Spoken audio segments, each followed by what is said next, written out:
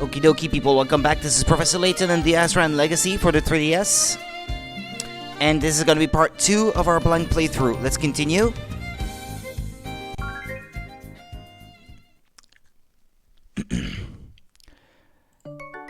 Level crossing. Just bear with me as I am still fumbling around with my different windows here. Okay, there we go. After our heroes solve the puzzle, a world map is displayed on the Azran Dome. 5 locations are indicated on it. The group decide to return to the Bostonius with the intention of heading to London and making preparations for the journey ahead. Okay. Yeah, this is where I stopped indeed.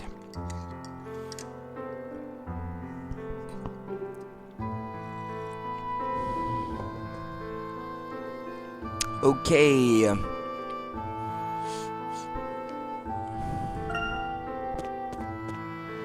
I know this is where I came from. Oh. You do see trains going by then.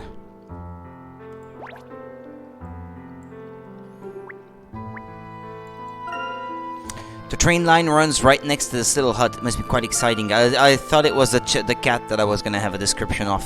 Oh well. Huh? What was that?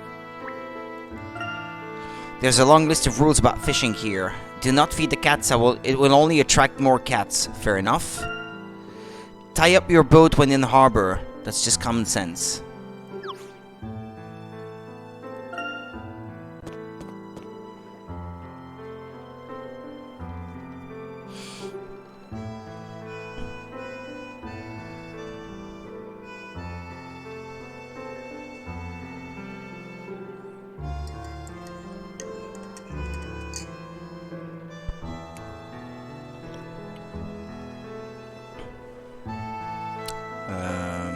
Here. Everyone, watch out. There are Tarjan thugs coming this way. Is it just me, or is the resolution of the game suddenly lower? I just updated Citra, so it may not have kept my settings. I don't know, it looks so pixelated.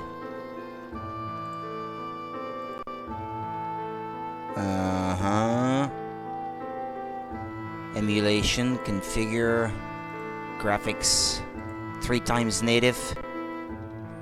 Yeah, it's much better now. It was set that way. I just changed the setting and set it back to what it was before, and now it's taken into account. Oh well. I want to see if anything else has changed. Sound, okay, it's set as it should be.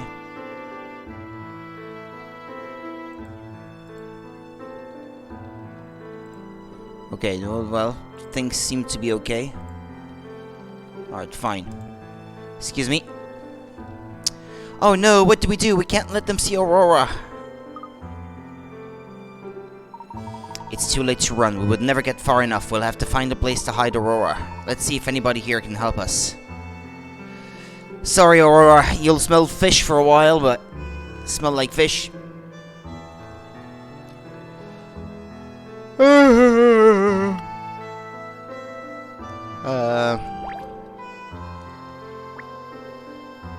The lady over there. This dude. He's a bit scary looking, but don't mind him. What are you all staring at? Is it those gloomy uniforms over there? They all came pouring out of that not at all sinister airship. Of all the people to wash up here, they're the strangest fish by far. Okay. Please, sir, those men are dangerous. We urgently need to hide this girl from them. Can you help us? That's a tricky one. We should hide over by those white crates of bait, as long as she doesn't mind the smell. She could hide over by those white crates of bait. Ah, yes, that's perfect. Thank you very much. It's a great help. Oh, it's nothing. Can't exactly throw you to the sharks, can I? Fisherman humor. Fisherman puns.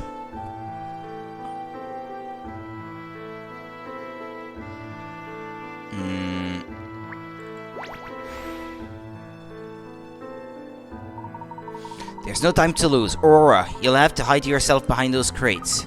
I understand. It stinks a little, but... Zoom out. Hello, gentlemen. I've had it. We've been around this measly town about 5 times now, and we're not even an inch closer to finding that girl. She probably took off hours ago, and here we are running around like headless chickens. Speak for yourself, Bishop. Come on, keep it together. We just have to look harder, is all. She has to be here somewhere. I'm telling you, she... Good day, gentlemen. We meet again. Ah, it's you. Hatman. Hatman. My name is Herschel Layton. I am a professor of archaeology in London. And do excuse me, but I couldn't help it over here. Did I understand correctly that you're yet to find a girl? Hang on a sec. You're not fooling anyone. You're trying to get info on her, right? Which means you haven't found her either. That is... I don't know how much I should really tell you. I do know she's not in that fisherman's hut up ahead. We've had some help from the townspeople, but no luck so far. Wait, did you say the fisherman's hut? Isn't there a hill up behind that place? Oh, is there? Are we, Ha! Your face says it all, mate. You've not been up there to check, have you?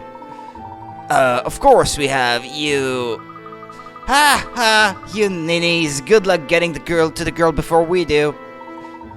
Oi, Bishop, hold it. We don't even know if she's definitely... Bishop! Listen up, you lot. Next time you're in our way, we won't be so nice and polite. Got it? Layton! Lying isn't very gentlemanly. Or, although I guess he didn't really lie per se. He just let them on and let them make their own wrong assumptions. Indeed. Oh, and they looked so pleased to finally have a lead, too. Wow, that was some performance. You really sold your scatty Professor Act. Ho ho, thank you, Luke. Now then, we shouldn't linger here. Let's take Aurora to the Bostonius. But Professor, the station's full of Targent people. How are we going to get past? You're right, Luke. We cannot go back to the way we came. We shall have to find a different route. You could disguise her, for crying out loud. Ask one of the local ladies to lend her some clothes or something. Even cheap ones. Cheaper looking ones, and make a profitable trade for the person trading them with you. I don't know. You'll want to go down that little path along the lakefront. It's just houses, so it'll be nice and quiet. Sound advice. We'll take the path. Thank you again for all your help, sir.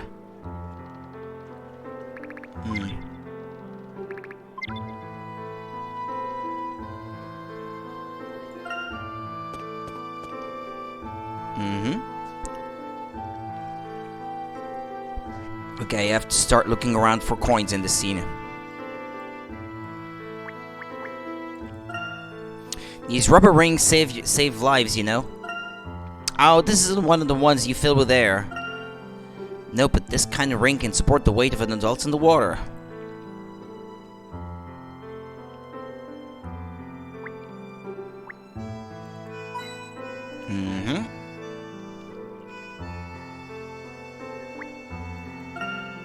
Do you think I could make it in one jump?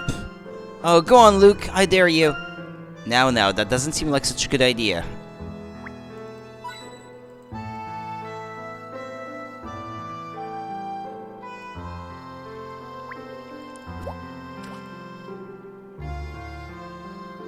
Ah, it left. There was a turtle. What do you think is behind this door? A garage? I imagine this is where the boats are kept when they're not being used. People probably find boats more useful than cars around here.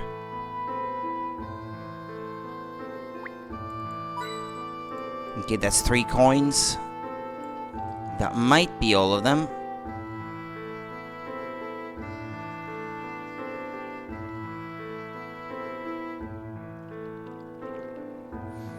Yeah, well.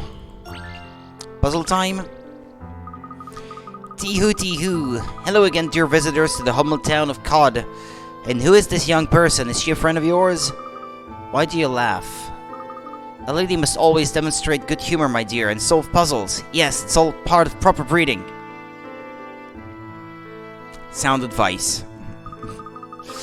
You there, are you not this lady's gentleman escort? Please, show us your puzzle-solving capabilities. Wait, what? Me?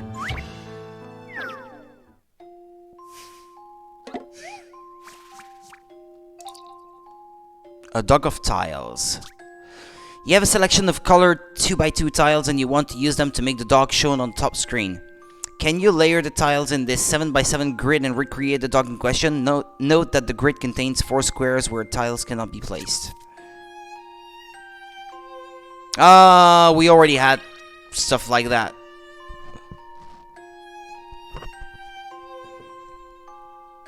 I can't remember if it was in Miracle Mask or in that Katria Layton game, but...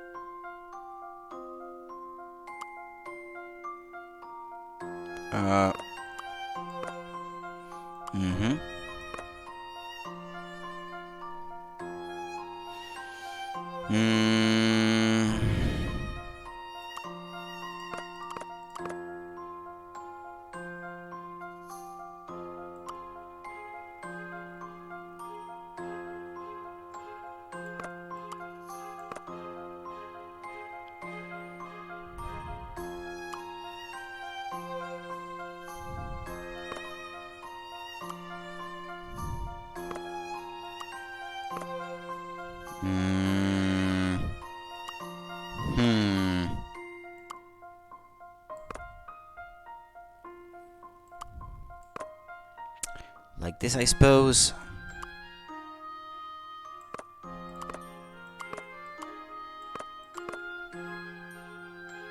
I don't know if these spaces have to be filled as well with the beige looking ones.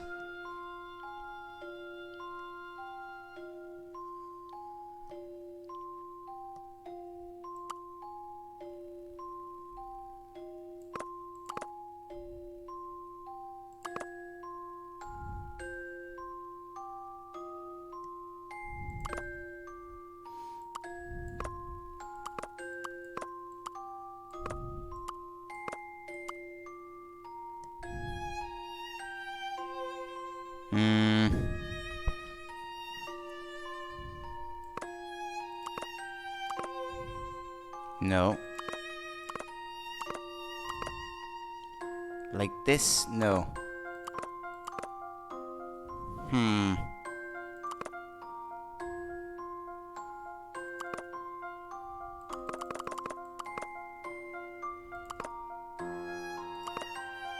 Gosh darn it.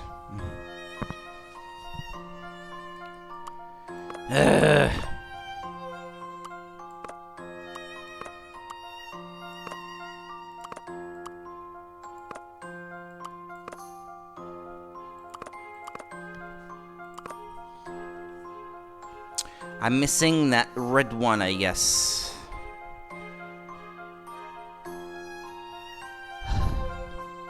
Well, these two here seem to be easy enough.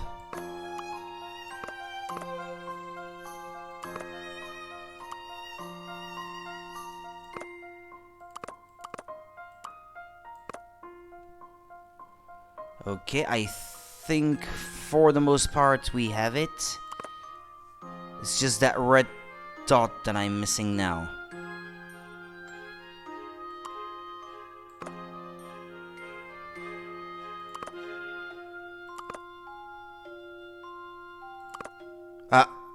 Okay. There we go. It was just a matter of layering them. Triton, at your service.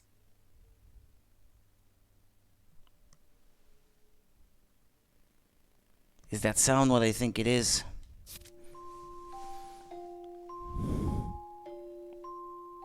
I think it might be the kid next door playing in the backyard. Look at that wagging tail. It seems you're a tile art master.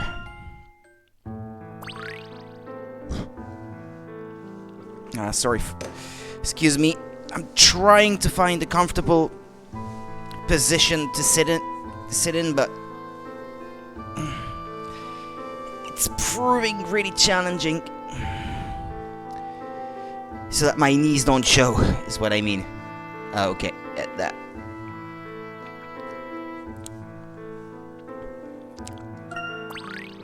You got a new item of clothing, special boots. Yeah, and also I have to not be so far away from the screen because I need to be able to reach for the mouse.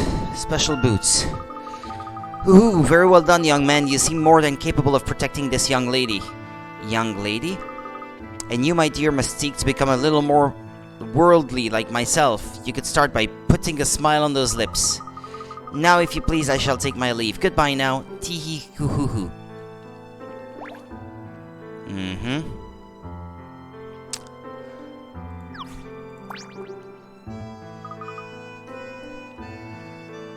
Wow, stop, there are more of those thugs just around there.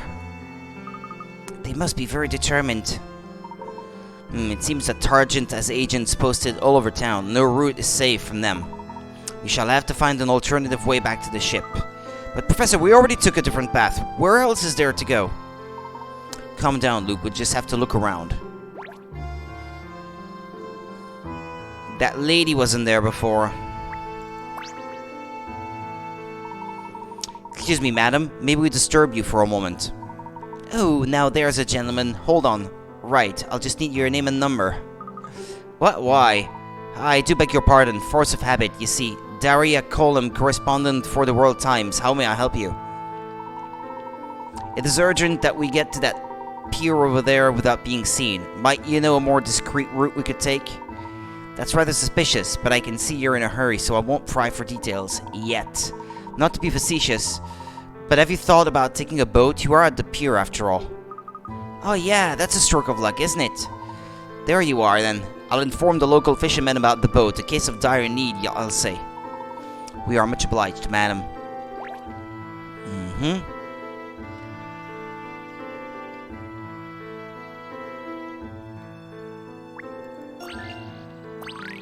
Puzzle time again. Now then, we have our means of getting across to the pier. But won't rowing take too long? We're bound to get spotted. Actually, look, I've come up with a much quicker way for us to elude Targent. Let's go.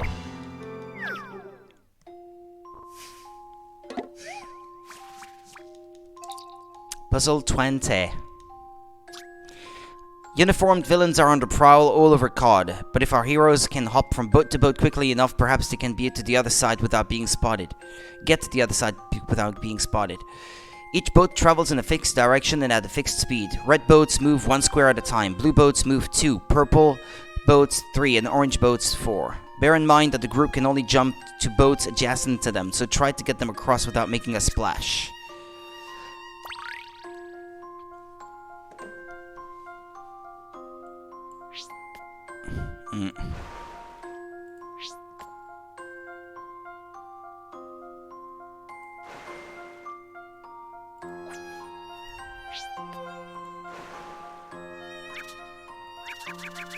Ah!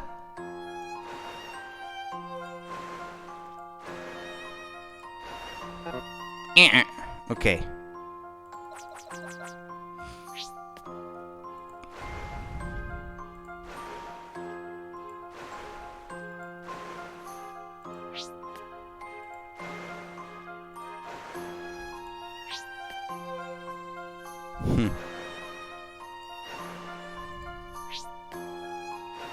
I like to see him jump on that top screen.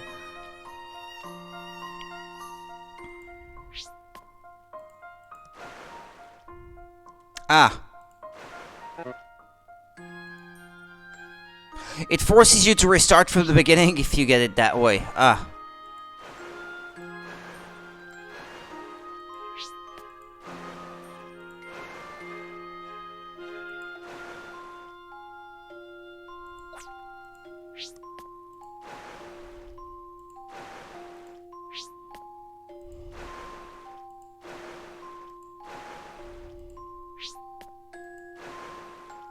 Ah, found it, I think.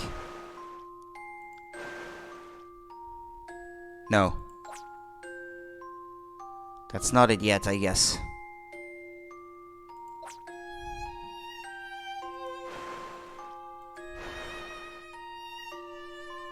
Uh-uh.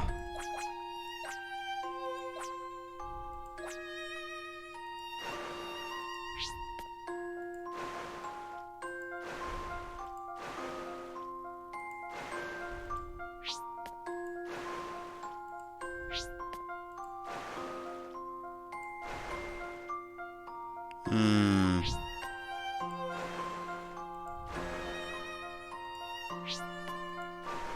No.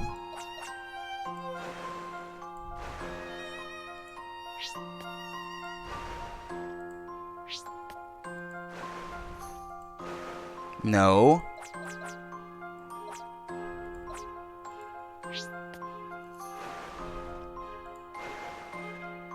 Ah.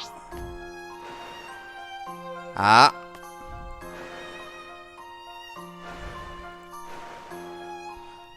That took maybe more moves than it should have, but... A satisfying puzzle indeed. A satisfying puzzle indeed. Full steam ahead, Layton was able to evade those pesky pursuers after all. Now it's time for everyone to follow suit and return to the Bostonius.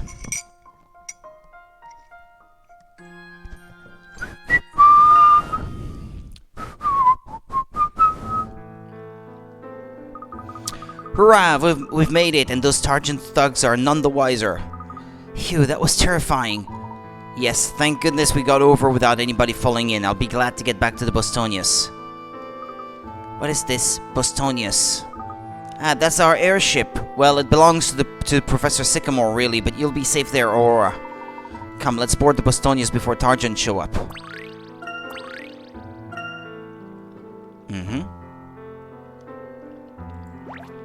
Ah, there's a big teeth guy there, over there.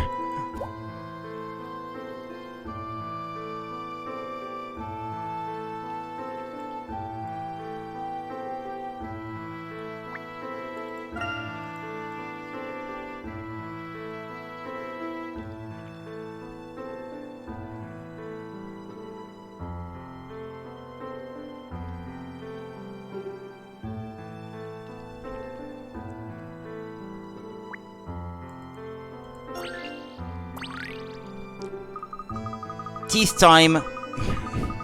Hey, mister, is that the girl you were looking for earlier? She is unusual, right enough? Yes, it is. Thank you for your help, young man. No probs. Hey, just after you left, some huge, scary guys turned up and asked about the girl, too. But they were proper rude, so I sent them in completely the wrong direction. Huh. I hope they don't come back. Speaking of big and ugly, my brother gave me this puzzle, but I just can't solve it.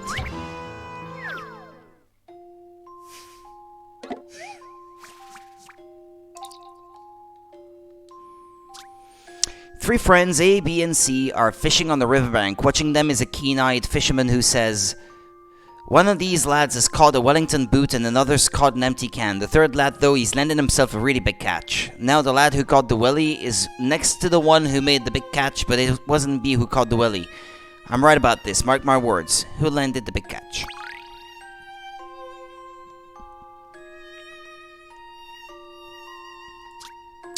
Okay. I'm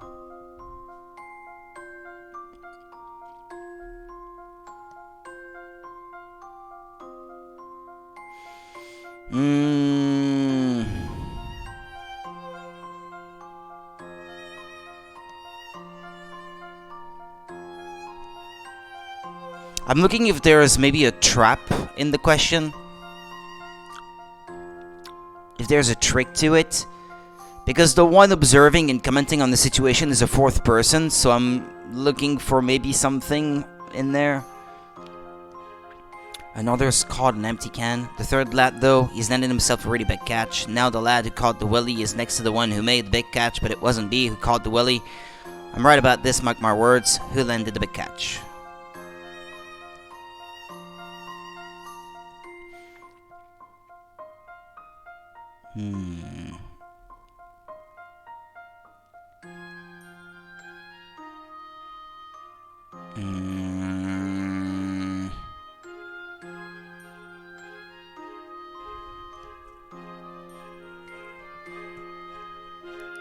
So B didn't catch the Wellington then.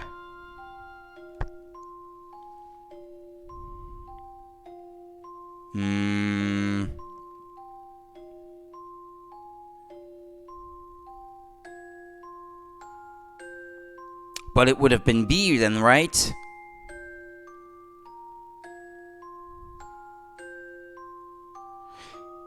if B isn't the one who caught the willy, and the one who caught the willy is next to the one who caught the big catch, then the one who caught the big catch can only be B. BB, sorry. That should do. I'm not trying to make puns, they just come out naturally. Not very good ones, though. I think I'm in Sadly. the mood for another. Hook, line, and sinker. It was indeed Lad B. Turns out this big catch was an old car tire. It's certainly big, but not much of a catch. Oh, was that all there was to it? I must have just got confused or something. What if it is time for us to go? I'm sorry that you got involved in Targent's search. Please be careful when dealing with them. Nah, no worries. If they bother me, I'll stick my bro on them. Anyway, have a good trip.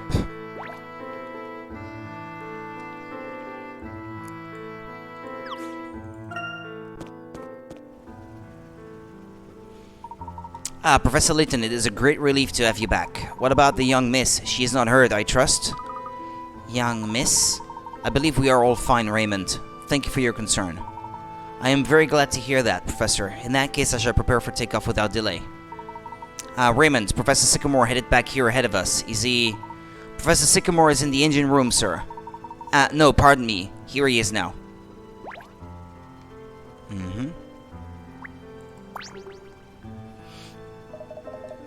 Professor, perfect timing. Everything went smoothly, I hope? Not entirely, but with some help from local people, we were able to bring Aurora back unnoticed. Excellent. Then they will still be frantically searching for her. I'd say Sycamore has that face of a guy who could either be a good guy or a villain. I mean, I could see him suddenly starting to become evil.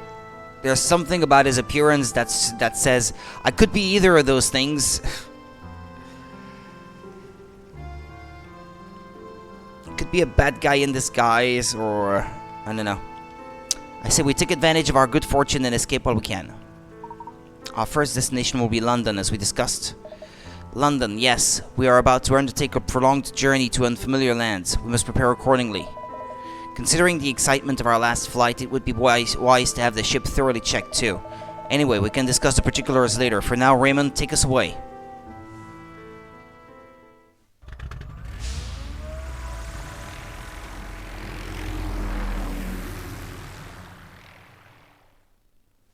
Save your progress.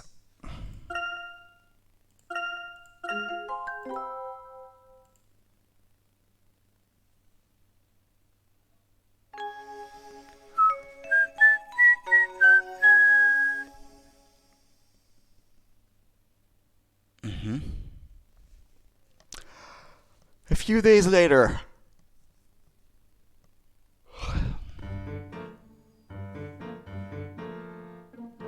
Scotland Yard Archives.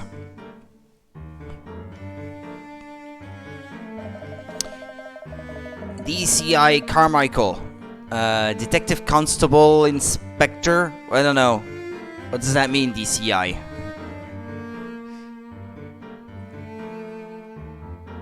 Detective Constable something? I don't know. I got an urgent summons. Does the long arm of the law need a pair of fast feet? Inspector Grosky, actually I have a special assignment for you. Have you heard of an organization by the name of Targent?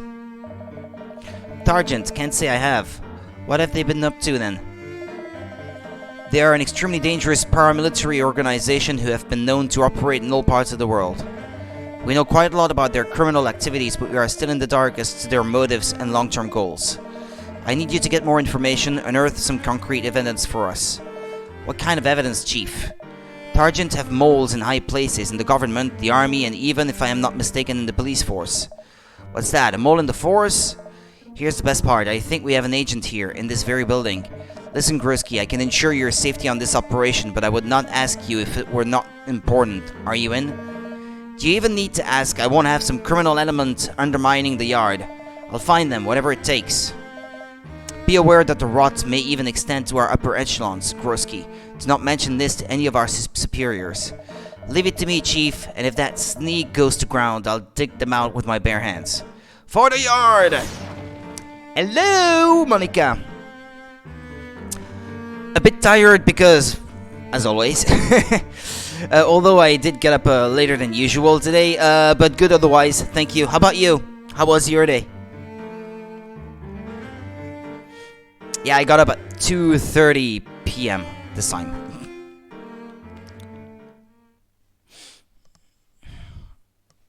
Meanwhile...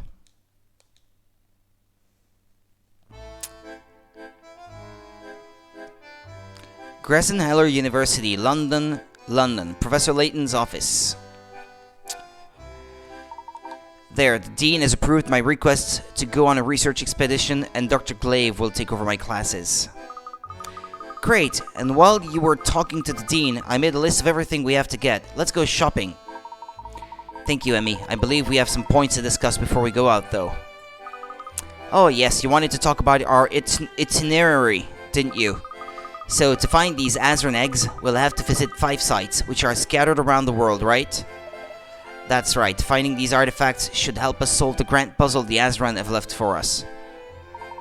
I can hardly believe that we are so close to uncovering the secrets of the most ancient civilization known to man. I know, I can't wait to get going on our trip around the world. Ah yes, I meant to tell you, I've been over some Azran texts again with our recent finds in mind, and I realized something. Do you remember the 3 great Azran ruins that I spoke of before? You mean the Garden of Healing, the City of Harmony, and the Infinite Vault, was it? Indeed, I am convinced that activating all 3 of those sites was a strict condition for awakening the Azran Messenger. Good, you watched the movie you told me about a couple of days ago? Ah yes, this one? Uh-huh. I cried at the end, such a sad story but great ending. Yeah, I really have to watch that, but there are a lot of things that I have to watch. So much to do, so much to see. So little time to do it all. That was the first challenge set by the Azran people. I see. They wanted to ensure that we could not awaken their messenger before our civilization had properly developed. I must say it is an honor to be present at such a turning point in our history. But in fact, Professor, your thesis already touched upon... excuse me for interrupting, but at this rate, no historical discoveries are going to be made at all.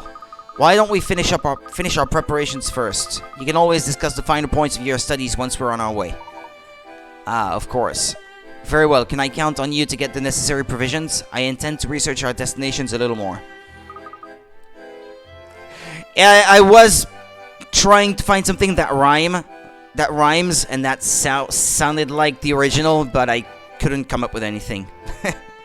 I'm too tired for that.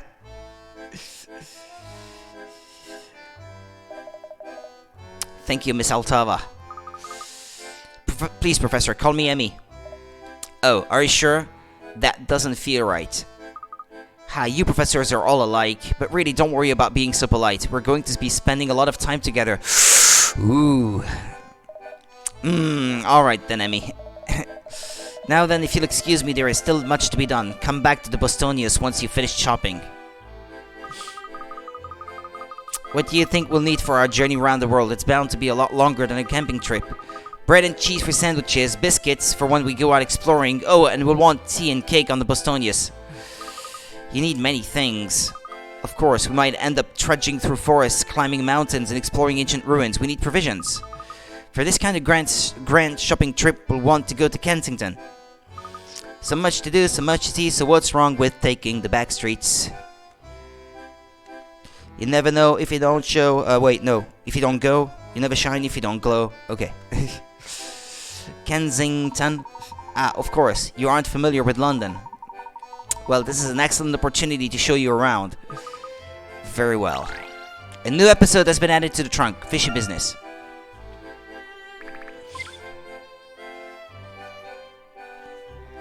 All that glitters is gold.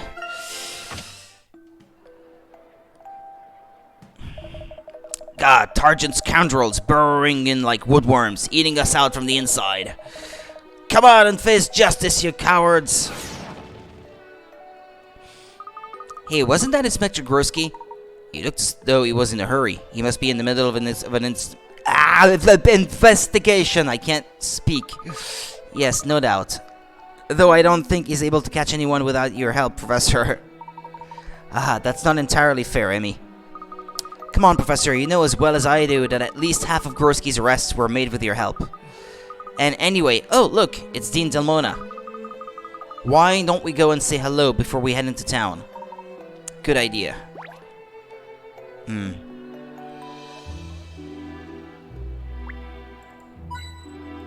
Coin?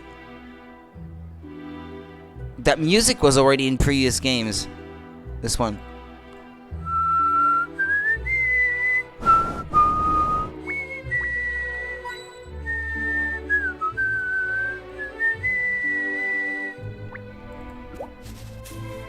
Coin? Ah, yeah. And the other?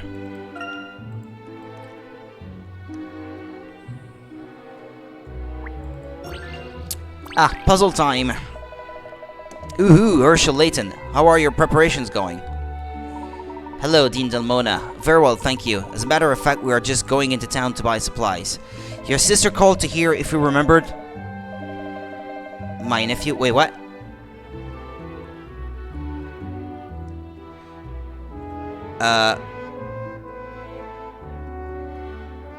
What do you mean, remembered your nephew? Like, is there something about him that you shouldn't have forgotten, or, like, we could forget we had to look after him? Ah, okay. I'm sure you wouldn't, right? Like, we could forget we had to look after him. Yeah, okay. Okay, I get it.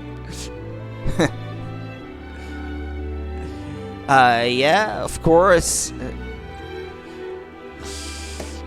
Just how long do you expect to be away digging up pottery? Now, I know it's more exciting than that. Enjoy yourself. We will, thank you. Now then, before you go, you won't object to helping me with this small puzzle, will you, my boy? I've mentioned my granddaughter, haven't I? A darling little girl she is, but she gives me the most devilish puzzles to solve. Is that a problem? It is when I can't solve them, which is the case now. What will the girl think of her old granddad? I see. Well, shall I have a look at it for you?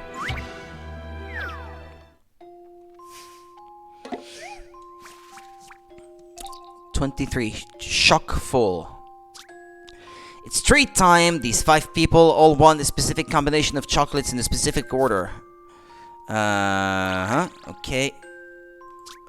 Your task is to find a set of chocolates that matches the boxes in front of every person. Each set must be made up of 3 adjacent chocolates and must be selected in the order shown on the boxes, from left to right. Can you divide this box of chocolates in a way that will make everyone happy?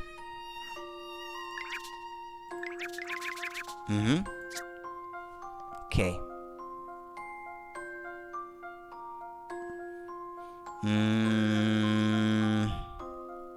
Okay, 5 times 3. Okay.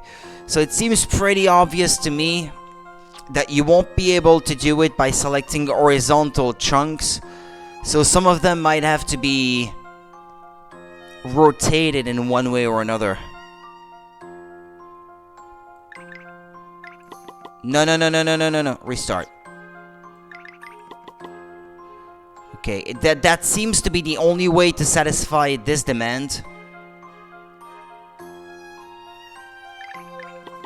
No.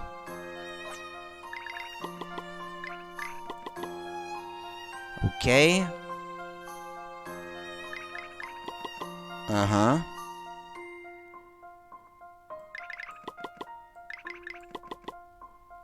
That's it, right? Yeah, okay. You know, I think this may be it.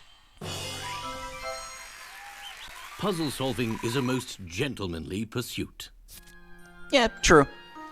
Chocktacular. All 5 of them are delighted with their treats. You got a new nut roller course. Roly-poly bridges. Aha, so that's what it was. Splendid work, Herschel. Thank you. I'm glad I could be of assistance, Dean.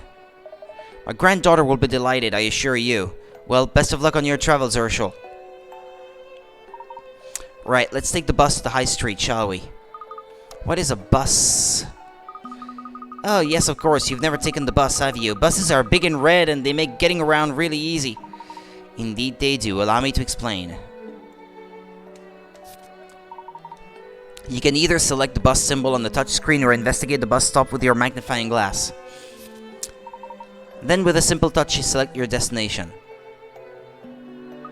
So I just choose where I want to go. That's right. Now let's take the bus.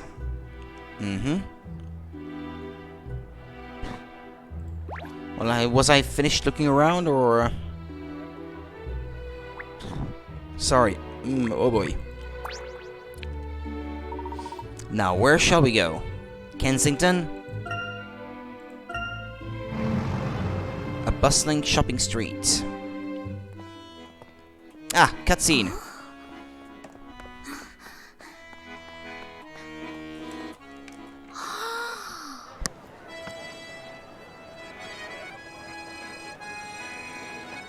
Hold on there, Mary. You left your loaves behind again, look.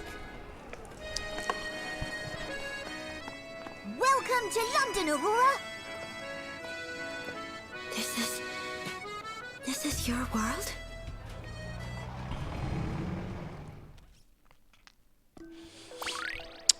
Pretty sure London isn't that clean nowadays, but well. This stop, Kensington High Street. So many people. So what do you think? This is Kensington High Street. This here is a fancy clothes shop, and there's the chemist, and there should be some nice cafes down that way too. I see, you have many establishments. Yep, you can get pretty much anything around here. In fact, in that shop there, you can... What? What's the matter? Has something caught your eye? Oh, what's Mom doing here? Hey, Aurora, my mom's over there. Come on, let's go and say hello. I feel something calling to me. The toilet, maybe? The bathroom? Mom! Hey, Mom! Luke, what are you doing here? I thought you were off on a trip with Professor Layton. Hello, Herschel. I'm surprised to see you again so soon. Do you have lectures to give today?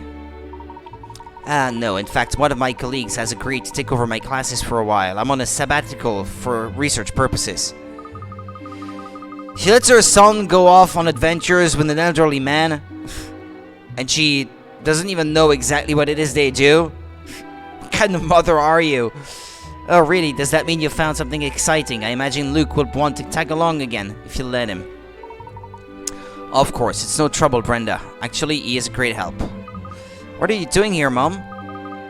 Well, I was going to Crescent Heller Library to do some reading on a paper on plate tectonics. But I've been standing here for ages and the bus still hasn't come. It'd be quicker to wait for the ground to shift at this rate. In fact, I've been waiting so long I've even had time to make up a puzzle. Huh. Yeah, right. This puzzle is worth this much. Mutual meeting place. 4 friends are going to the theater and plan to meet at the bus stop outside. Ugh, for the shortest journey, there's just one option and it has 2 changes. B, fantastic. I can get a direct bus. Where's the theater? So I change it to second stop, I come to, then I get off 2 stops after that. It looks as though I have 2 possibilities and they both have the same number of stops. Which should I choose? Well, I'm gonna need these statements to stay displayed on the screen. Otherwise, I might not be able to do it.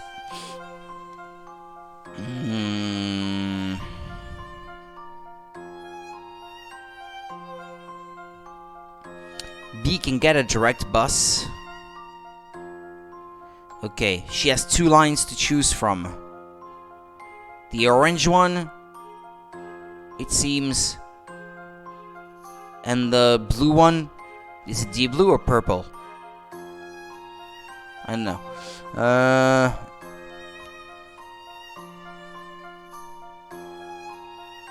Well, wouldn't it be at a point that intersects both lines? Like this one? Just from her statement?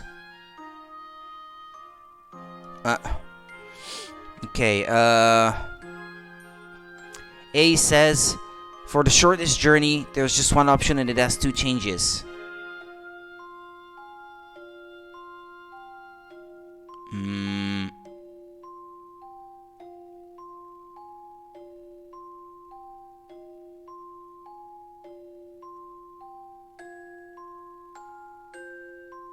I guess that could be true.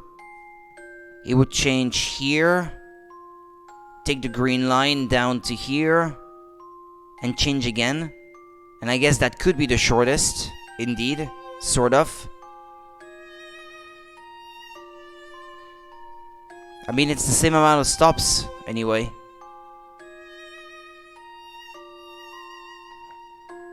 Although, no. Wait. 1, 2, 3, 4, 5. 5 stops.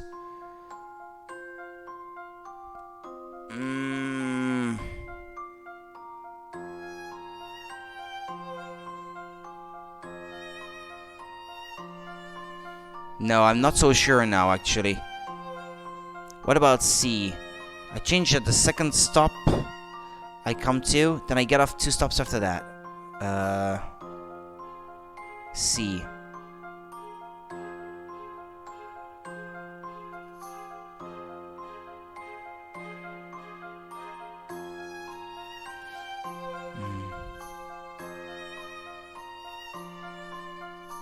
What it doesn't say for B that both possible paths, both lines are direct, just that one of them is.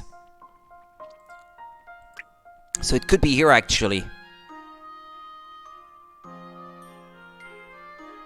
And indeed, that would imply 2 changes for A. Now for C, I change at the second stop I come to, then I get off 2 stops after that. Yeah, that corresponds. Okay. And for D, it looks as though I have 2 possibilities and they both have the same number of stops. Which do I choose? Well, it could take the orange line and change at the next stop. That would make 2 stops. Or take the green one and take the purple line and stop 1 stop further. Yeah, I think that must be correct. I think. Here's my answer. Critical thinking is the key to success. Nice work. It seems like everyone managed to find each other. But what show are they going to dressed like that? Okay, excuse me.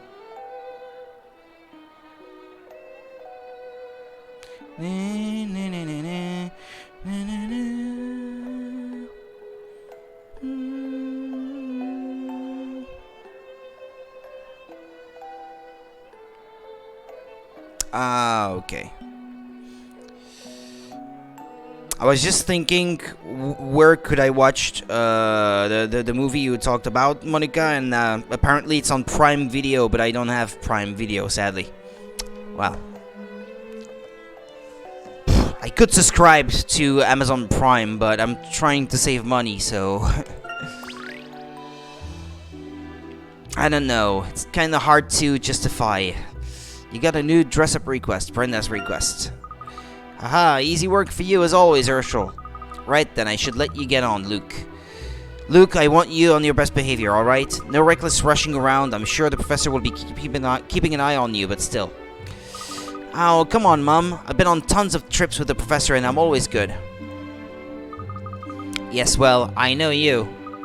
Oh, by the way, Mum, I meant to introduce our new friend. Her name is Aurora. We met her in Frohenborg. Aurora, this is my mother. Huh? Professor, where's Aurora gone? Oh dear, she seems to have wandered off while we were chatting. Is Aurora a fair-haired girl in a rather severe pink dress by any chance? Yes, why did you see where she went? She walked off towards the museum a few minutes ago. I didn't realize she was with you. Oh no, to the museum? It's the first time in London. You'd better go after her quickly.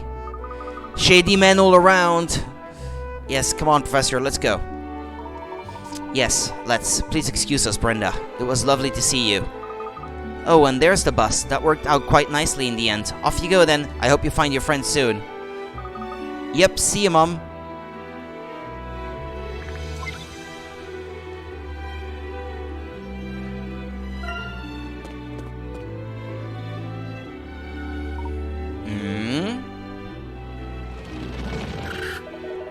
They're a nimble lot. Splendid. I didn't expect stealth work to offer so much as a leisurely jog. Hello, Inspector Grosky. Oh, it's Layton. When did you get back to London then? Just a couple of days ago. Ah, you look restless, Inspector. Is there something I can help with? Well, as a matter of fact... never mind. It's nothing you need to concern yourself with, Layton. Now then, for the yard! Do you suppose he's investigating some secret police case? Presumably. I wonder what kind of case could be so confidential. Maybe we can ask him again next time we... Ah, Professor, look! There, by the museum! What's that there?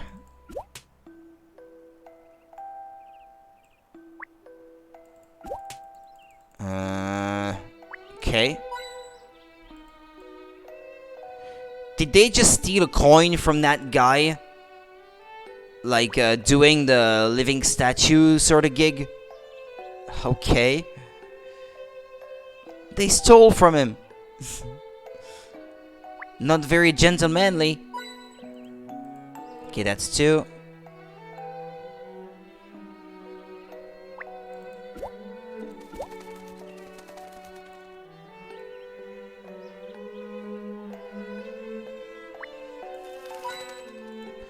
Uh-huh.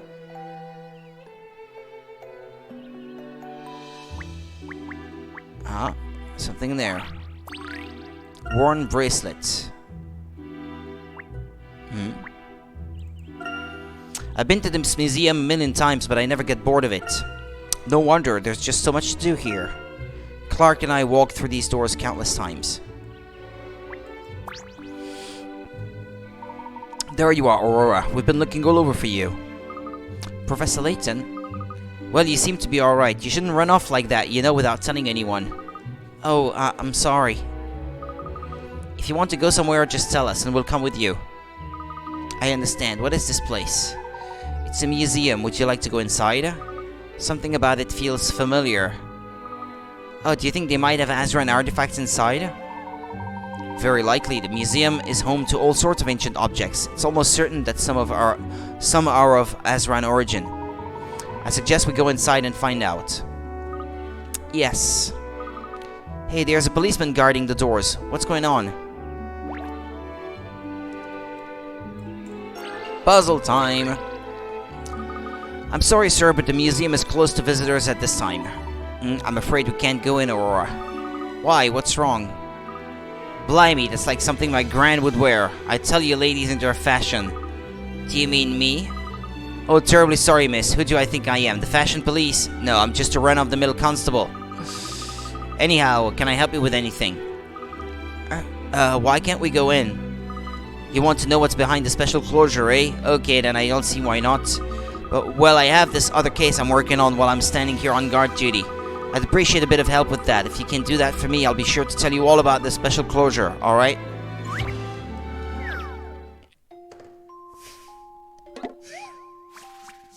Puzzle 25. Cracking combinations. Okay, let's see. The police have received a warning from a legendary safecracker about his next crime. Tonight, I plan to break into the bank and take the treasure from one of the safes numbered 1 to 60. I will steal from the one safe whose number cannot be made by adding together any combination of these. Using each one no more than once per combination, that is.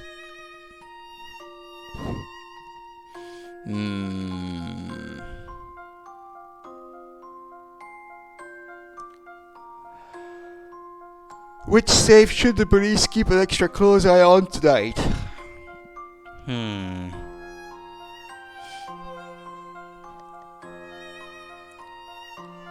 Adding together.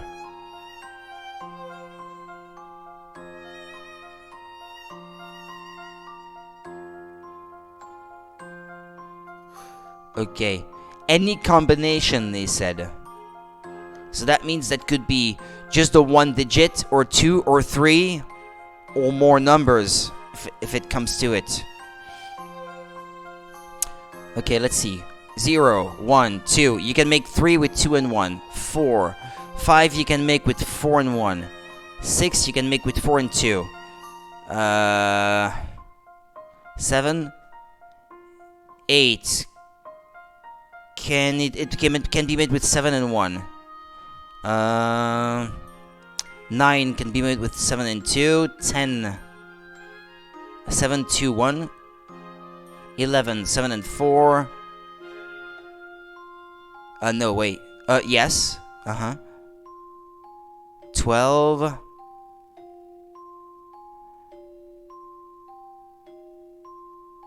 12, that's 7, 4 and 1. 13. 2, 4, 7 and 7. 14. 1, 2, 4 and 7. 15, it's right there. 16. 17. 18. 19. 20. 21. 20. Wait, hold on. 20? Hold on.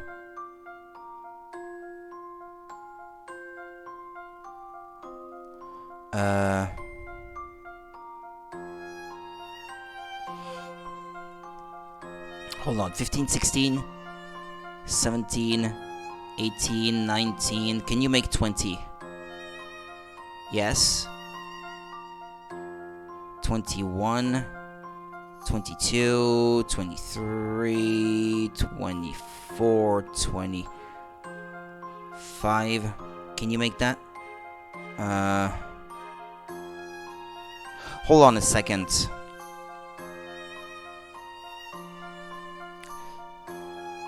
Mm, 22 plus 4, that's 26. 26 plus 2, 28, 29. It's 30, isn't it? Why do they include the 0? By the way.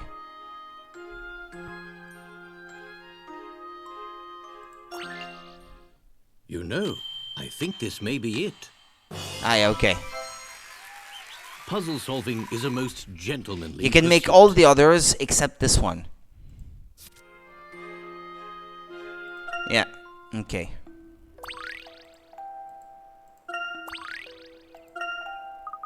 Great, looks like we can take preventive measures in this case then. Thank you for your assistance, sir. So you want to know why the museum is closed off, correct? The truth is there's been a robbery. The scene of the crime will be closed to members of the public for the duration of the police investigation. But we expect the main galleries to reopen as soon as the detectives have completed their search of the area. I see, thank you for the information. I wonder if this is why Inspector Grosky was running around in a tiz. A robbery? Are your people not content with their own possessions? Sadly, some are not. Well then, let's leave this investigation to the police and resume the preparations for our journey.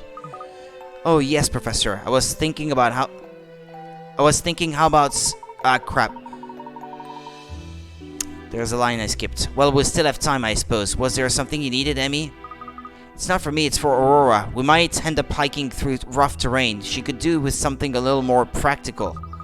And besides, people keep commenting on her dress. Maybe she'll blend in better if we get her some more modern clothing. That's what I was thinking before, yeah. Good idea, Emmy. There was a blaze back on the high street. Let's try there. On the high street.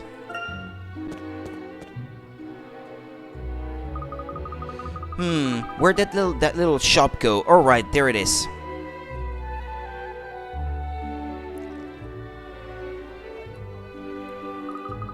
Let's get Aurora a nice new outfit.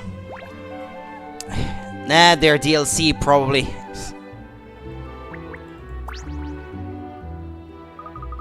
So you don't like my dress? It's not that, it's just, well, you do stand out a bit. You look like you're going to a formal dinner or a fancy ball. But don't worry, we'll find you a nice, comfortable outfit. Emmy, I think perhaps I should leave it to you to select clothes for Aurora. Ladies' fashion is not my area of expertise. I see, very well. What's this? Look, this one's sweet. Isn't it? It has to be practical for hiking, remember? Or maybe not.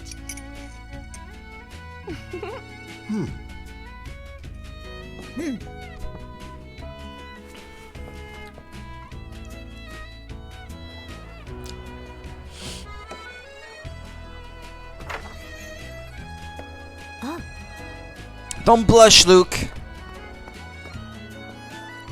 What? Whoa.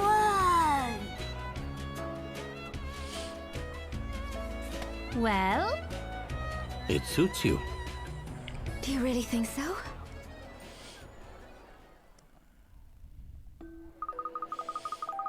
But doesn't this make me stand out even more? No. Not at all. You might think you look strange, but to us, you just look like a schoolgirl coming back from badminton practice. That's weirdly specific. They actually choose something sensible. Yeah. Thankfully so, yeah. Because if they went for the sort of like obviously super cute and super attractive kind of outfit just after saying that they're going hiking and that they need something more practical, well, just for fan service or something, that would have been a bit awkward. It looks very nice on you, Aurora. It does, and Targent won't recognize you so easily like this. Yeah, I was just about to say before, yeah, badminton practice, that's weirdly specific. Thank you very much for your help. Ah, that's another thing, no need to be so formal with us. Try to be a bit more relaxed in your manner and you'll blend in better. Ah, but she's a lady! She talks like a proper gentlewoman. The only thing she needs now is to be able to solve puzzles.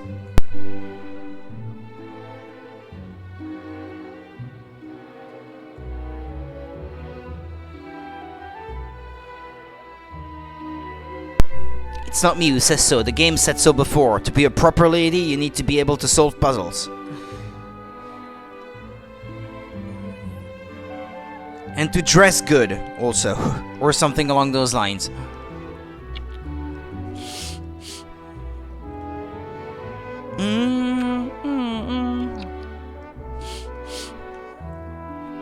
Alright.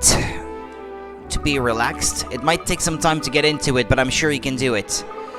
Yes, I see. Right, now that we have seen to Aurora's needs, let us proceed with the rest of our shopping. Hello, puzzling shutterbug. I must be a proper lady then. Also, hi there. How's it going? Okay, brown beard. I read it, brown beard. Okay, brown bread.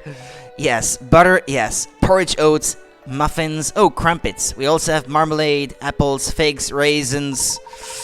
Haha, we have everything we need for breakfast, I see. Emmy, how are we doing for our other meals?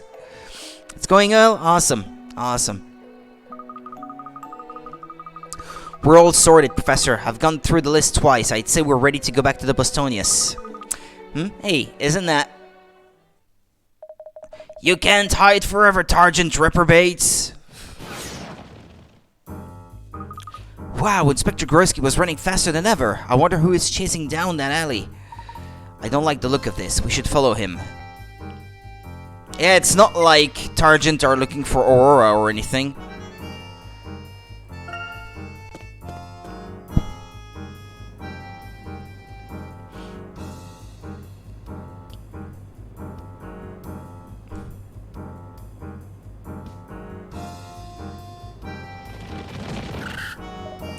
Confounded glaciers! I almost had them. I'm sure the crooks came down here, though. Who's there? Ah, animated cutscene. Looks like the jig is up for you, Sonny Jim. Sonny Jim? Who are you? You've been sticking your nose where it don't belong. So Targent think you're enough to stop me, do they? More than enough. Get him!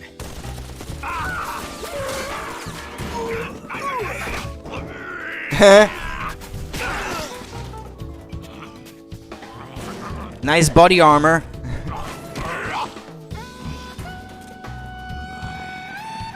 Nice try.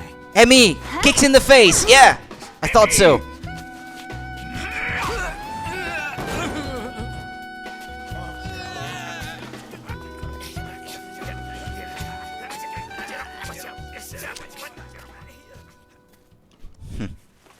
Another win for the yard. Looks like you owe me one, Inspector Grosky.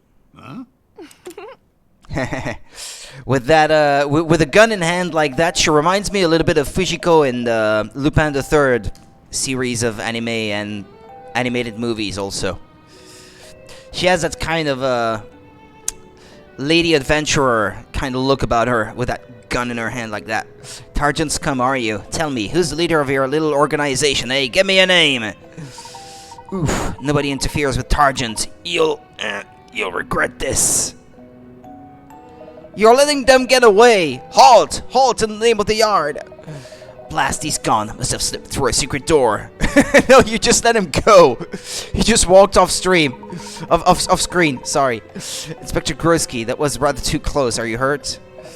Oh, Layton and the little chap are here too. Nothing like a good fight to get the blood pumping. I can't read today, jeez. I'm not a little chap. My name is Luke. Oh, sorry, my boy. Inspector, we need to talk to you. About Targent. Did you hear me earlier? Well, you were shouting pretty loudly. Oh. Budgeriggers. Whatever that means. Layton, this is a top secret mission. I'm not spilling the beans to civilians. Not even trustworthy ones. For the yard! He's run off again. Why would he be on anything top secret anyway? Isn't he just an ordinary police inspector? Blood pumpkin. Blood pumpkin. Why? What? Is that what I said? Or did what I say sound like that? Like I said, I can't read. I'm at the end of my rope. I've been working night shifts too many in a row, and there's another one waiting tonight. Grosky seemed to think those were Targent hitmen. If he was correct, then we may assume that Scotland Yard is not only aware of Targent, but getting in their way. I think we should inform Professor Sycamore right away. We've finished our shopping in any case. So that means going which way again? The Bostonius is at the aerodrome, Luke. We'll need to take the bus to get there.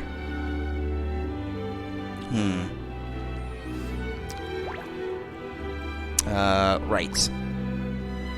Oh! They have a nice kind of reflection in the water going there. I like it.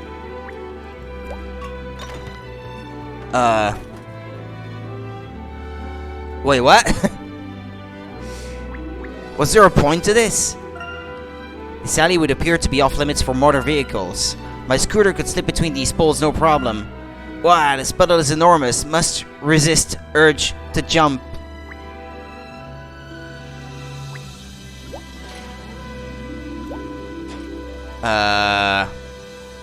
No hint coins in here? Hey, a cat. He looked like Boulder. There are rather a lot of cats in this alley. Why would they choose to stay here when they could be out exploring? Maybe they're afraid of getting lost, Professor. They're only little things in a big city after all. I suppose you're right. Now, speaking of lost cats, how about this puzzle?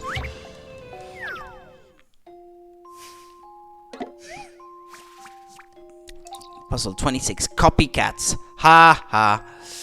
These two kitties are such good friends. They always act in exactly the same way. Today, they've just been for a saunter around the town and are on their way home. Can you get them both back home at the same time so that neither gets upset?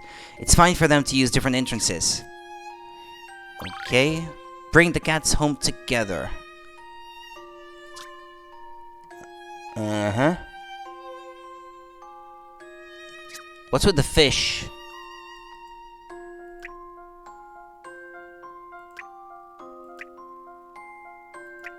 They must avoid the fish?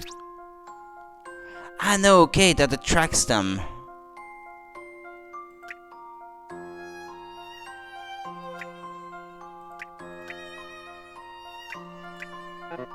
Ah, they leave the screen, it's also not good. Ah.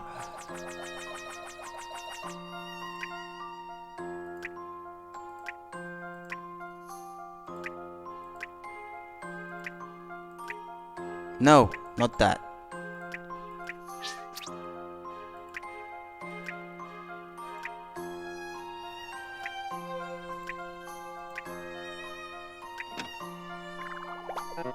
They fall into a hole, that's not good either. There was a game on Nintendo Famicom that involved a mother cat going around town like that and saving her kitties, making sure that they don't fall into manholes, opening manholes so that the dogs chasing her would fall down the manholes, and then you would have to cover up the manholes and stuff like that. It's a rather well-known game for Japanese people, I guess, who were alive back then. Oh, okay. I think we might be in the clear. There we go. Okay, that was not complicated. Okay, here we go. Yes! I got it! I got it! You're the cat that got the cream. Two cats made it home at the same time. No doubt they were delighted to see each other again. Copycat is now in your puzzle index. I'm so glad those kitties got home alright. He's got a white nose. This one. Anyway, okay. This one had a hint coin. Those are fighting.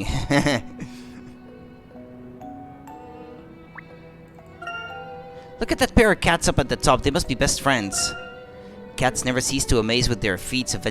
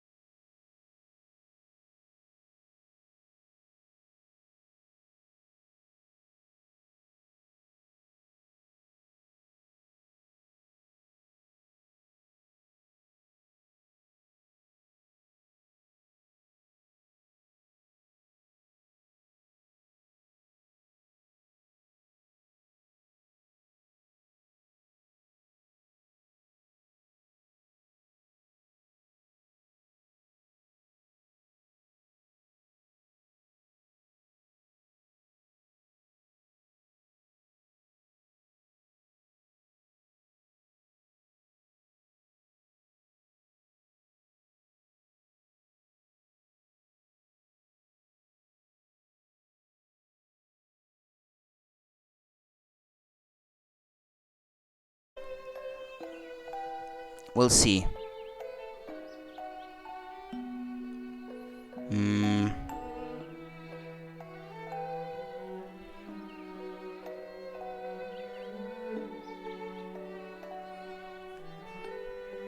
This video is unavailable? What? Okay, fine. I'll watch it on the computer and click on the link then. Yeah, that, yeah. Yeah, okay, no, I know of it. Stop it. Get some help. Yeah. I did not pick up on the reference, Monica, but I knew of it, actually. Okay. Okay, yeah, sorry. Yeah, I did know of it. Yeah, it's pretty well known. Michael Jordan. Stop it. Get some help.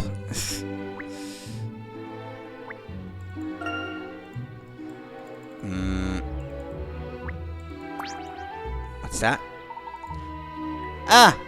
Her. Hello, you there. Come over here. I want to talk to you. Ah, where is she? Here? You were looking a bit troubled back there. Puzzled trouble, I'd say. Wait a minute. I know you. You're Elizabeth. Wait, no. It's Granny Quiet, girl. Let your elders speak. Behold, you now find yourself before the beautiful and clairvoyant Granny Riddleton. Well, you may speak now. Hello, Granny Riddleton. Hee. To the troubled and confused youth of today, I offer my most trusted ally. Sorry, what? Meow?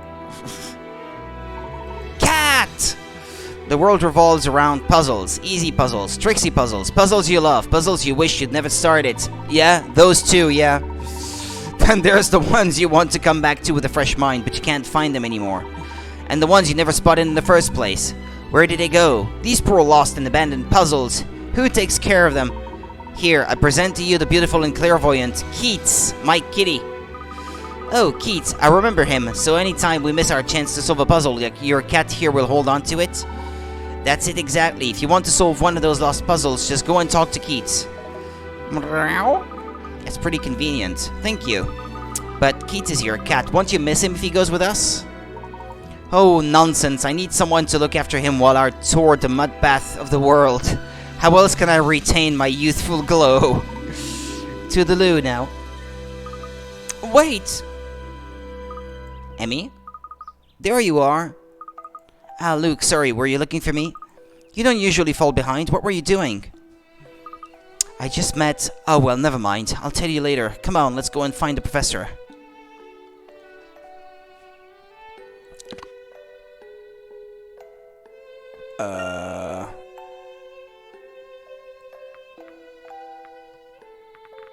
So what?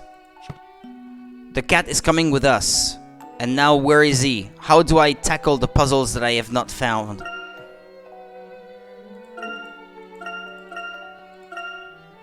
Well, I'm not too concerned with getting all little bits and bots and trinkets, I guess.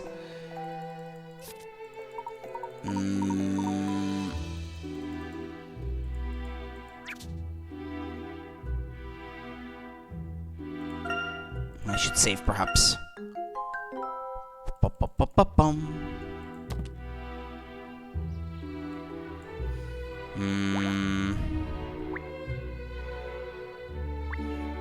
I don't know. I don't think I was done looking for coins. Ah, there we go. Okie dokie, Monica. Ah, a control tower.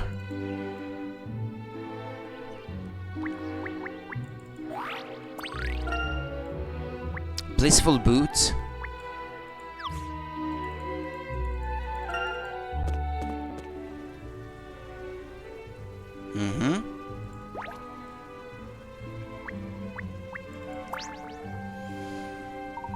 Ah, I see everybody is back. I'm about to give the flight instruments one last check.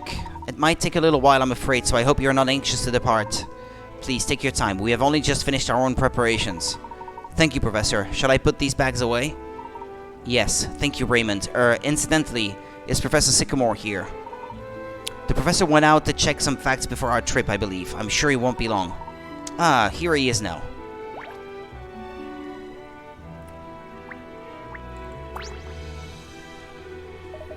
Ah, you're back. Good. Are you ready to depart? Raymond is still occupied with the ship, but I would like to leave as soon as he's ready.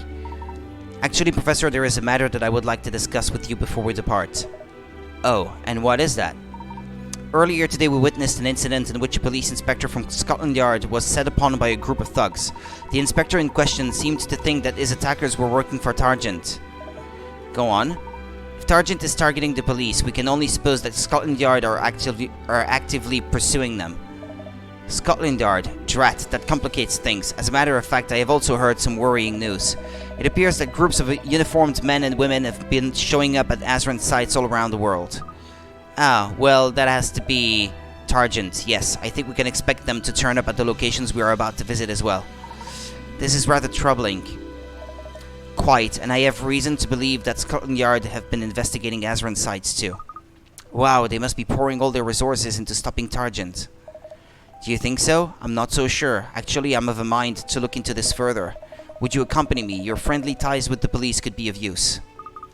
Oh, of course. I suppose we can't be too careful with an organization like Targent. Let us hope our fears prove to be wrong. Shall we make our way to the bus stop then? Ah, hang on a sec. I meant to tell you, I bumped into an old friend on the way here. Meow. Keats here is going to be looking after our unsolved puzzles. How very useful. Well, I'm sure I'll manage to find a comfortable spot on the sofa. With your permission, of course, Professor. Very well. Raymond, kindly procure some cat food and a litter tray. Ah, okay. Well, I missed only 2. Well, let's tackle them then.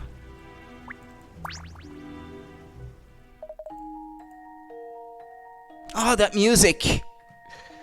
So retro.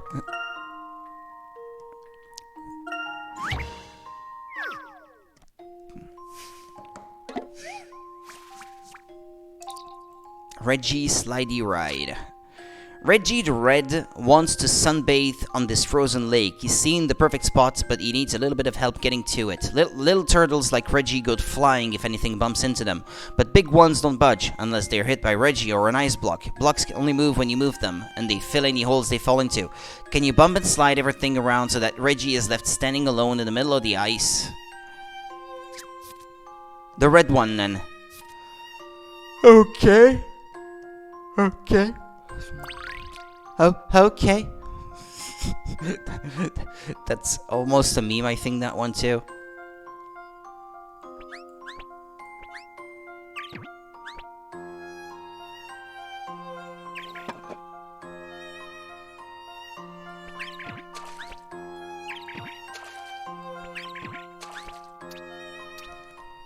That's it. On careful consideration,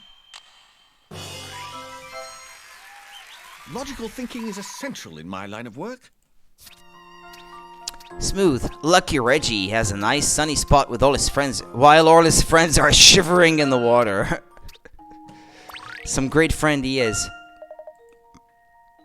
I love that music.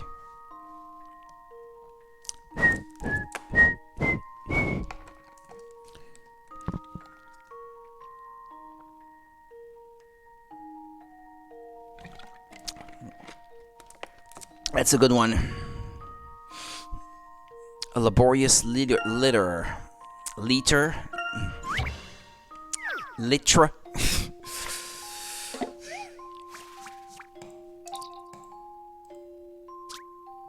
This pump seems to be broken. It won't stop pouring fuel until the drum is full to the brim. Nonetheless, it is possible to end up with just 1 liter of fuel using only the pump and 2 empty fuel drums. The small drum holds 9 liters and the large one holds 11. Although the pump is still broken, the machine's other features still seem to be functional. Can you find a way to end up with just 1 liter of fuel in the drum? These puzzles!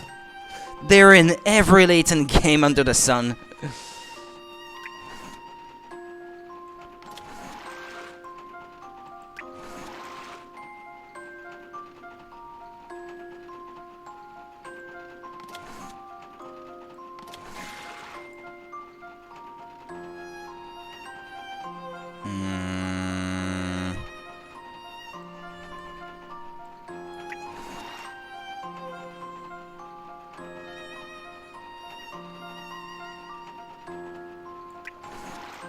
No.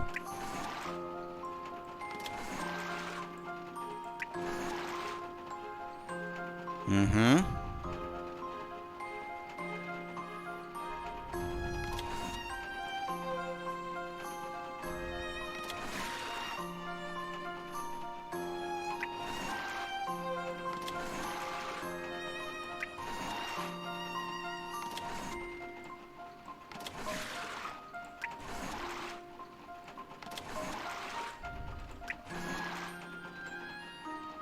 Yeah, I think this is sort of where what we're trying to get to.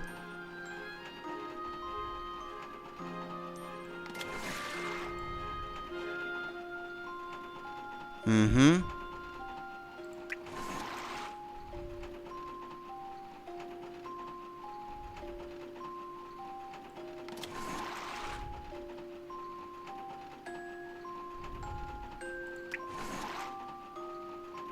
Mm-hmm. No.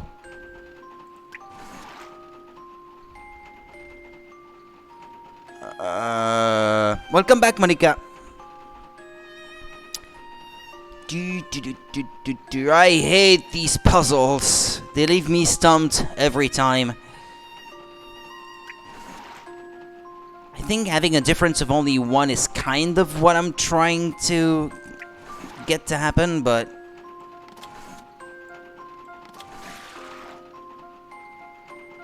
No, actually... Hold on. Uh-huh.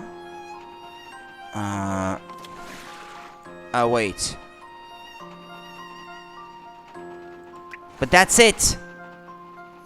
That's it, okay, I've got it solved. Maybe this is it. The Professor's Apprentice saves the day. Yay! Pump it up! Even with a broken pump, you can fulfill the request using the difference in capacity between the two drums. Life would be much easier if the pump worked properly, though. That music. So nostalgic.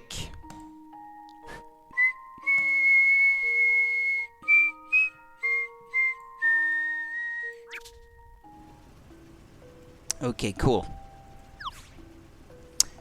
Okay. If I go back outside, there are new people.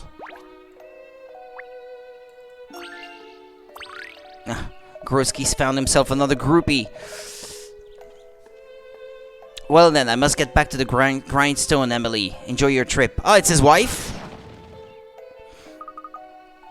Wait, Clamp. Oh, he's impossible.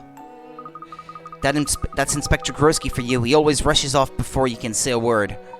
I'm afraid he can get very caught up in his cases. Oh, yes, he can. Wait a minute, that hat. Are you Professor Layton by any chance? Yes, that's correct. Have we met? Oh, sorry, my name's Amelie. Clamp. Inspector Groski is my older brother. Ah, brother and sister. Okay. What, really? I didn't know the inspector had a sister, Herschel Layton. How do you do? And I'm Luke Triton, the Professor's Apprentice. Layton's apprentice saves the day. Oh, I've heard all about you from my brother. He says you've helped him on all sorts of cases. Sorry. If I'm being honest, police work is really all he talks about. When he and my husband get together, they never stop. He means well, I mean. He came all the way out here to see us off and everything, but you saw it. He rushed off again. You rushed right off again. He came to see you off? Does that mean you're going away somewhere? Oh yes, didn't I mention? My husband and I are going on our honeymoon trip all the way around the world. Wow, a trip around the world. That's just what I'd like for my honeymoon. I'm so looking forward to it. Why don't you plan something similar with your fiancé? Oh, no, I don't have anyone like that just now. I'm too busy rushing around as an academic assistant. Ah, well, as long as you enjoy it, I'm afraid I have my head in a pink cloud. Just look at this puzzle my husband gave me.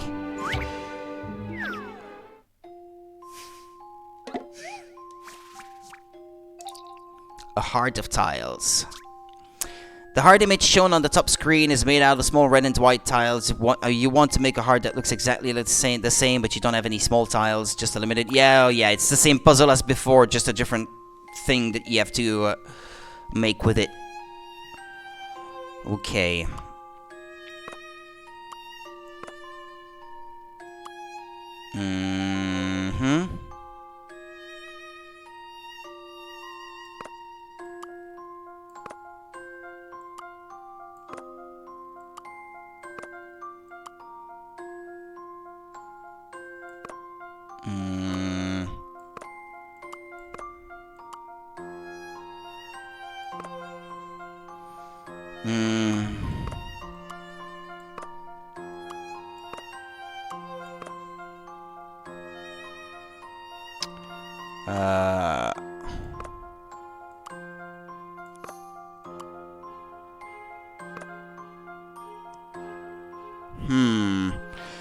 These puzzles are always the worst.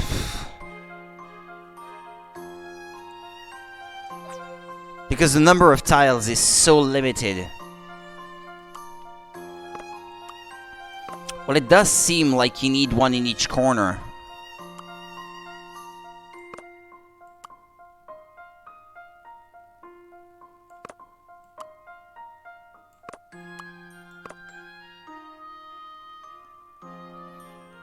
Well, I'd say these seem pretty obvious. And then for the rest, well, it's all about covering up the right ones, I guess. Hold on, I'll use this one last.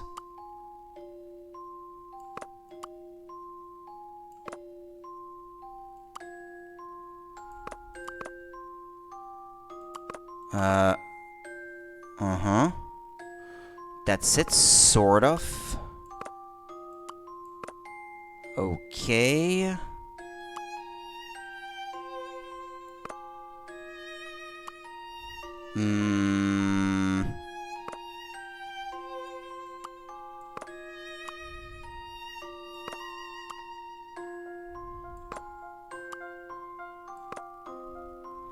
Ah, don't tell me I'll be one short.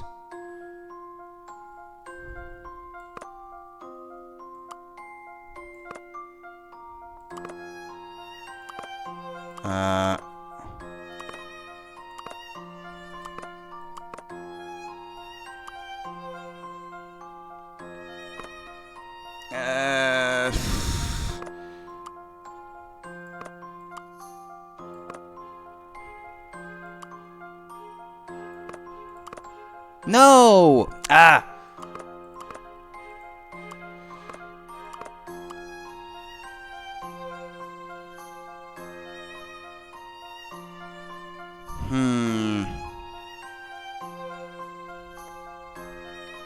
Because I'm close. I've got it otherwise.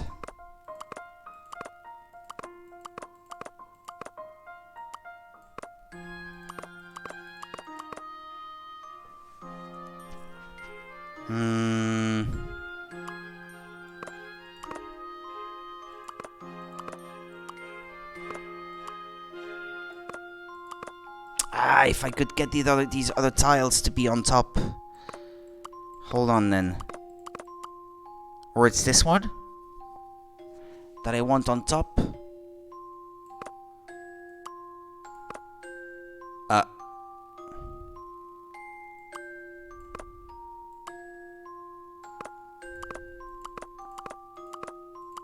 Uh-huh. That's it. Okay. Okay, and time. Bring on the next one. It's all about the layering. A lovely design. You deserve some heartfelt applause for your efforts. Yay! A heart of tiles is now in your puzzle index. You got a new nut roller course, winding way. Isn't it sweet? Well, I'd better not keep you. Good luck with your work. I hope my brother isn't too much trouble. Not at all. Thank you. Well, we'll be off then. I hope you and your husband have a wonderful honeymoon. Hee, thanks. We will. Come along, love. We'll miss the boat. Okay, he really looks a lot like Kurski. Oh, it's Inspector Chelmy? They're brothers? Ah, but no. Okay, no. Yeah, I see. Okay, she's the wife to the inspector that we've seen in all those older Layton games, I guess. So they have a family in common then.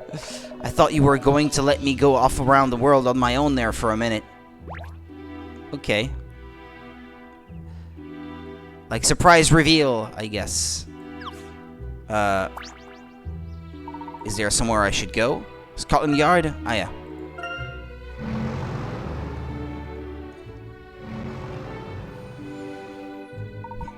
Here we are, Scotland Yard. This building is quite imposing. Yes, Scotland Yard is the headquarters of the Metropolitan Police. We are in charge of protecting... Who are in charge of protecting the entire city of London? I am hoping to find some information on Targent here. They have a huge archive room, don't they? There must be something there. Professor, have you noticed that lady standing by the entrance? Ah, she is, Grosky's #1 fan or whatever. Hannah, yeah. Oh, Inspector Grosky, what a treat to watch you pursuing criminals on your home turf. So at ease, so confident. I don't know if it's cute or creepy that year after year, she's always so focused like that. Get together, you two, already. I shudder to think of the danger you're in, but I know you'll crack this top-secret case. A side character actually is alive. Surprise Pikachu face. Yeah. That surprise Pikachu face. That meme-tastic surprise Pikachu face. Oh, sorry, I didn't realize you were there. You must be hoping to join the Clampets. Not really, Miss Anna. Hannah, you are president of Grosky's fan club, are you not? I don't suppose he discloses details of his cases to you. You want to ask me about Grosky? I know everything. For instance, even as we speak, he's out vanquishing an evil organization. It's just so thrilling. Gorgeous Grosky on a secret mission for justice, tracking down criminals while the city sleeps. Oh, do you suppose that was classified? Well, I'm afraid you'll have to solve this puzzle or join the Clampets.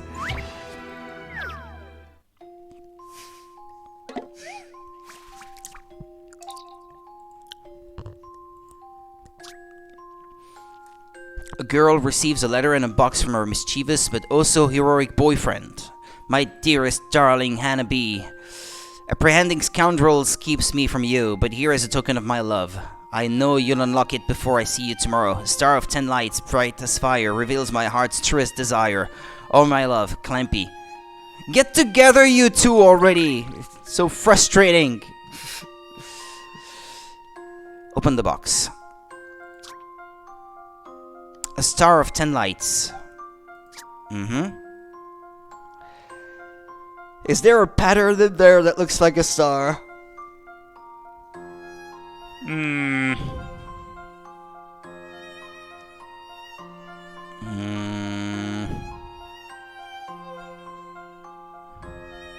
I'm looking for it. I'm looking for it.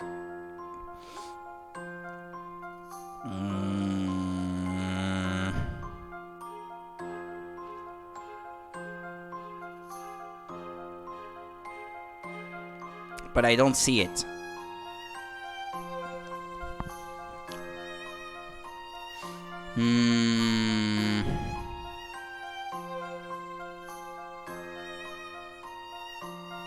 I imagine it would have to be a 5-branch star.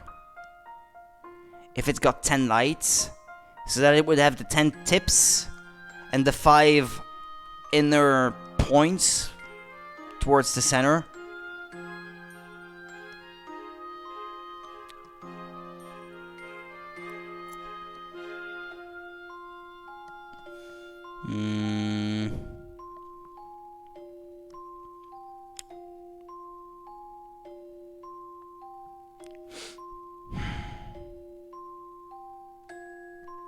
I don't see anything resembling that.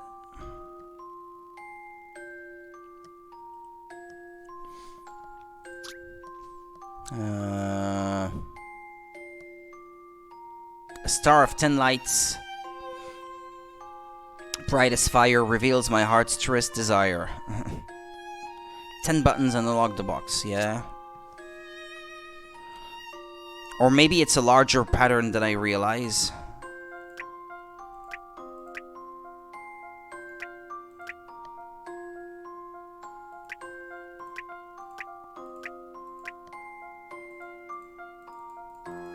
Yeah, you can't submit any more than that. Yeah, that didn't even resemble a star anyway.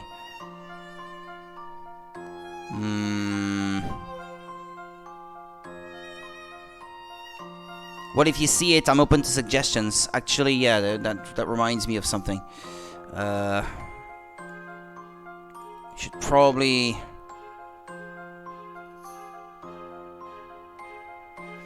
This kind of reminds you of the note you get in Papers, Please. You can get in Papers, Please What's that? I'm not familiar with that.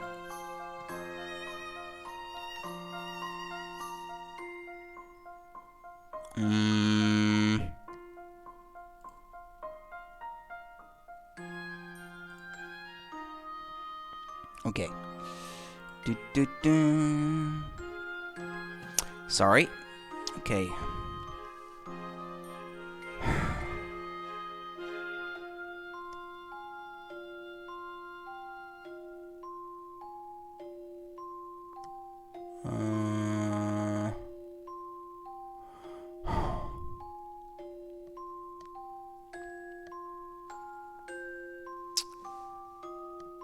I don't see it. A hint, perhaps? I mean, maybe I'm misunderstanding the riddle, and I'm looking for something that doesn't exist. In other words, you need to create the shape of a star by selecting 10 of the white buttons lights that are dotted all over the lid of the box. I figured that one out by myself already. Thank you very much. It really is a beautiful arrangement of stained glass, isn't it? You may find it easy to get distracted and just start gazing at it, but look closely and you should see a pattern hiding somewhere.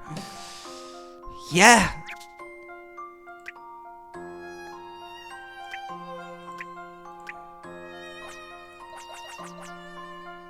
Papers, Please is a game? Ah, okay, never mind. I'm not familiar with it. I'm afraid.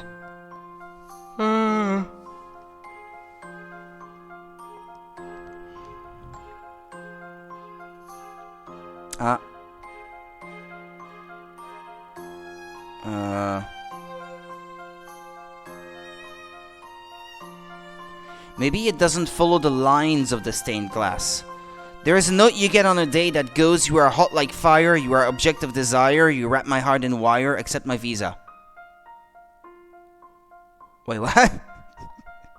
I wonder the context. I'm wondering about the context now. The accept my visa part is intriguing from an outside perspective.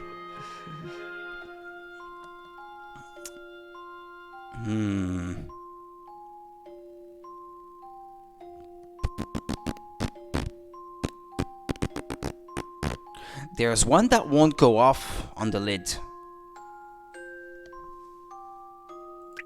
This one, for some reason. It stays on, but I'm not sure why. Anyway.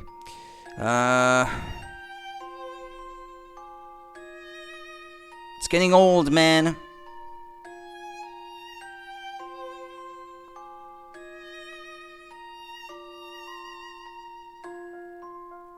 I need more hints. Look carefully at the shapes of the pieces of glass inlaid in the lid. Don't get too close to it though. The hidden pattern is easy to spot. If you move your head back a little, look slightly to the right of the lid center. Can you see a star shape there? Slightly to the right of the center. Ah, yeah, I see it now. It was staring me in the face all along. Ah! Here's my answer.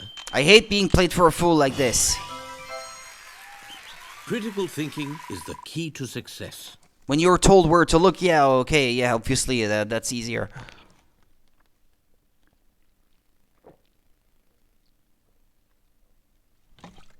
Ah, okay. Yeah, Papers, Please. Yeah, it makes more sense now. Okay. I see what you mean now. Yeah, so you play as a guy who has to either accept or deny people coming through. There is a whole story and all, but basically people will try to bribe or cheat to get in, and this note is still my favorite. You are hot like fire, you are object of desire, you wrap my heart in wire, accept my visa.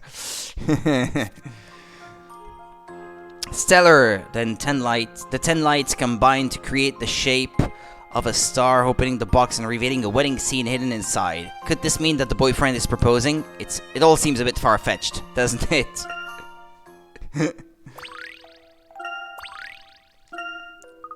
Correct, very well. I think I can trust you. I hope you can help. Things seem in a bit of a stir up at the station, and I don't want anything putting Groski off his game.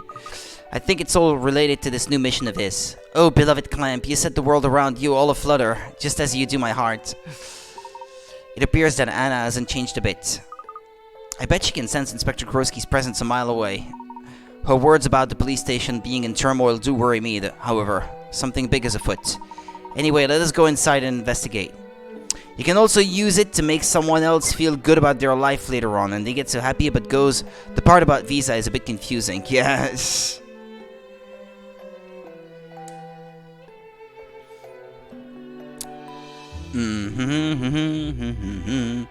Okay. I'll look around. Oh, what's that? You found a mystery item. British Clock Tower. Okay. Where shall we go? I didn't mean to do that.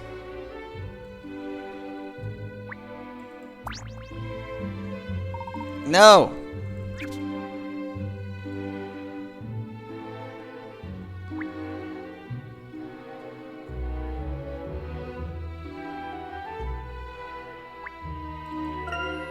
Wow, look at the emblem they've used up there. The way Grosky dashes around, I doubt he's ever noticed it. That emblem should make every Londoner feel safe on the streets. Fire hydrant. A coin in the puddle.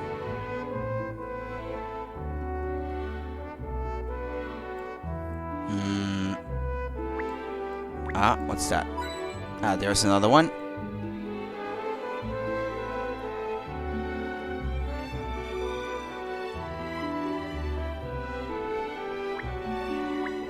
Well, that would be the door, yeah.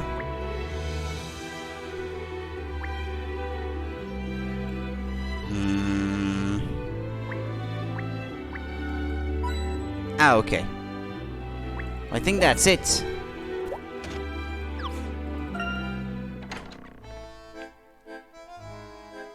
Okay, who shall we talk to?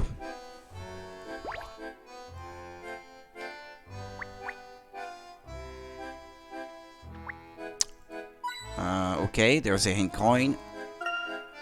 These are pictures of cars. There are pictures of cars here. Do cars commit crimes as well? It seems the police are cracking down on traffic offenses. Good. A gentleman must always obey the highway code.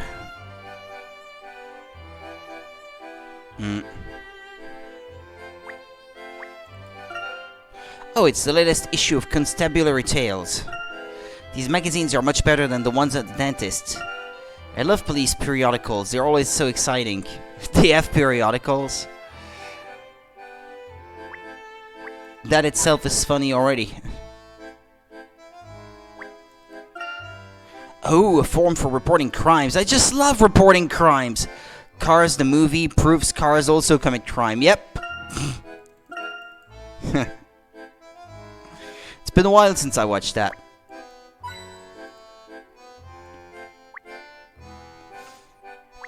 It's not really the Pixar movie that really makes me go back to it for more. Inside Out does that for me, or Zootopia, but those are like two exceptions. I sometimes feel the urge to rewatch these. Because they're nice. Well, if it isn't Professor Layton, good day to you, Professor. Hello, Constable. What brings you here on this fine day? Are you here to see Inspector Grosky? Actually, I was hoping to consult some of Scotland Yard's case records. Do you think that would be possible? That sort of thing is stored down in the archives, sir, but after the, they're not accessible at the moment. I'm sorry, I can't give you any more details, Professor. Maybe a senior officer could give you permission if you ask, though. I heard there might be a Zootopia 2 in the works. That would be great. I mean, as long as it's not like a cheapo sequel that's just made to bring in more cash, know what I mean? If it's made well, like the first one, that could be cool. A senior officer is somebody above Inspector Grosky, then. Who else do we know? Off the top of my head, the only other person I can think of is Detective Inspector Bloom. Oh yeah, didn't he say he was a senior detective at Scotland Yard? Is this man a friend of yours? Well, he's a bit serious, but he and the professor solved the case together a few months ago. Very well, let's inquire whether he is here. If it's Detective Inspector, I guess. Bloom, you're looking for. You're in luck. He should be in his office. It's just down the corridor on your left, sir. Thank you, Constable. We shall go and see him immediately.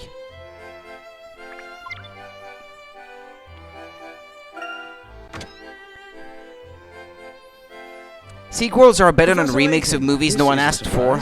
Yeah, true. I guess. Good day to you, Detective Bloom.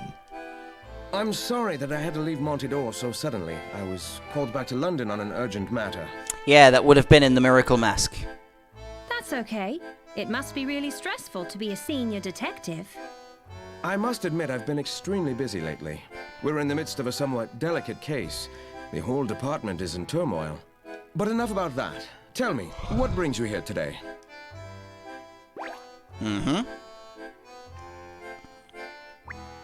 What brings you here today?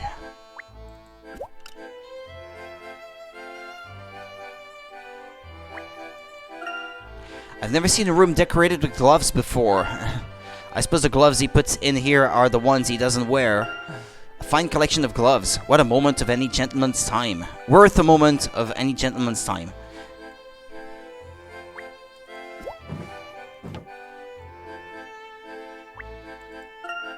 I suppose the detective inspector gets to choose his own light fittings. These files are all in order. He must be a very methodical man. Okay, there is one. Don't you wish your shelves were this neat, Professor? The sight of these tidy shelves alone gives you a measure of the man.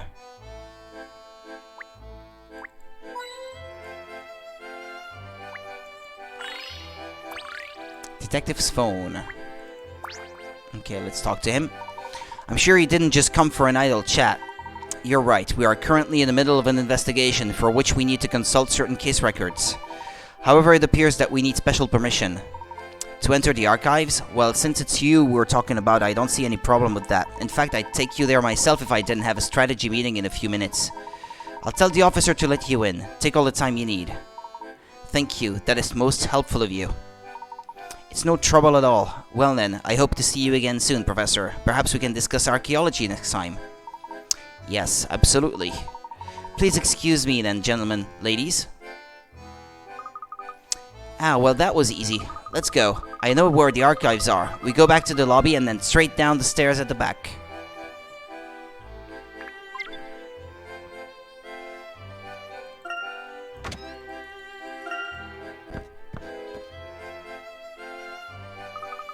It's a bit dingy down here and it smells funny. I feel like that was a jab at Layton. What part? About him being messy with his shelves? The jab? If it's too unsettling for you, you can always wait upstairs, Luke. No, I can handle it. In fact, I bet I can find the records we need before you do, Emmy. Oh, really? Well, I can't resist a challenge. Messy shelves, yes? Okay. So, what are we looking for exactly? We know that Targent are after Azran artifacts, so let's look for any relevant reports of thefts. Understood. But these archives are huge. Won't it take forever for us to search through everything?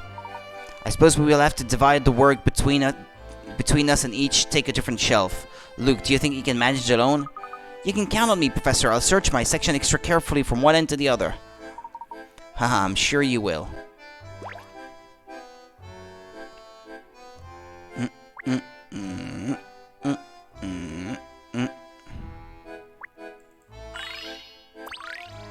Camera. Ah, found a coin. A pair of gloves. Whoa, who leaves books lying around like this? Someone could trip and damage their spine. Haha, it sounds like someone's a fan of tidying up. Actually, I hate tidying up. It just bothers me when things aren't in their right place, that's all. Oh, don't say that. Tidying up, it can be fun. Take this puzzle, for example. No! It's gonna be complicated for me. Bibliophiling. This library has such a confusing system for arranging books, even the librarians often give up and leave them in the trolley. The numbers next to and above each shelf indicate how many books should be in that row or column. Some books are part of a series, so they're bundled together to make them easier for people to find. You can rotate these bundles if you need to. Can you shelve the books so that every row and column has the right number? Just remember that each row and column must contain the number of books indicated next to or above it.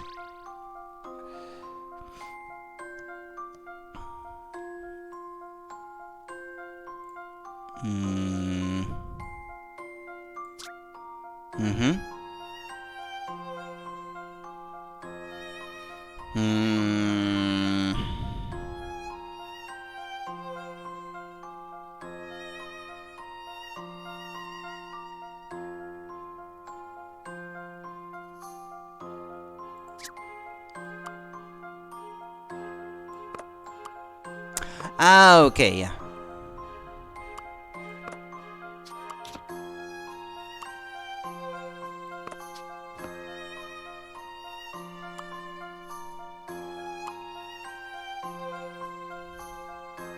No, wait.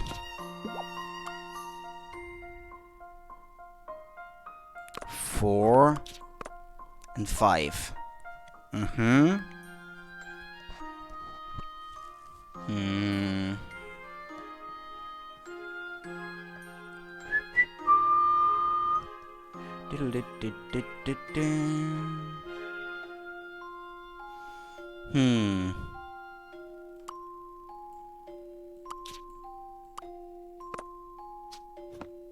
How about like this? Like this? I agree with both of them. Tidying up can be nice, but also exhausting. It's mostly the result when you're done that's the best. Yeah. I do agree. It's not fun, but I like things being tidy too. And easy to find.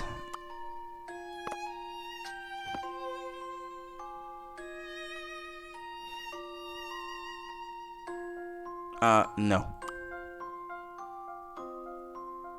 Probably not.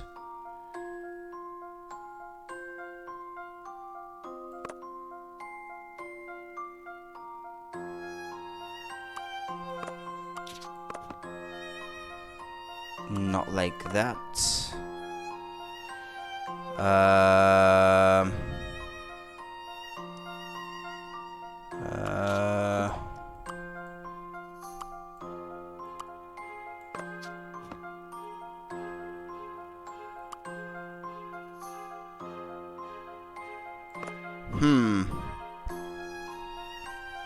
On this one, I already have 4. Hold on.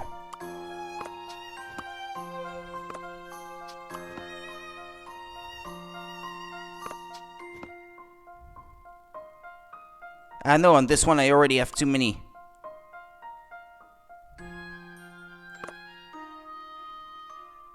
Four, 2, 1, 2, 5, 3. I need one more here.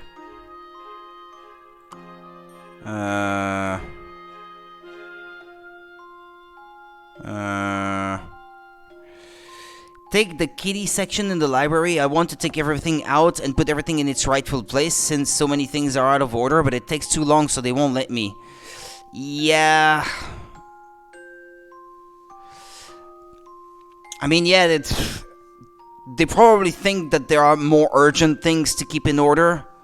Because if you try to invest so much energy in that task, it's not gonna stay tidy for very long anyway, because it's kids using it. So what's the point? While there are other sections where people are a bit more mindful of putting things back in their place if they do it themselves, rather other than the kiddie section. So they would rather probably have you keep these tidy instead, where it's actually useful.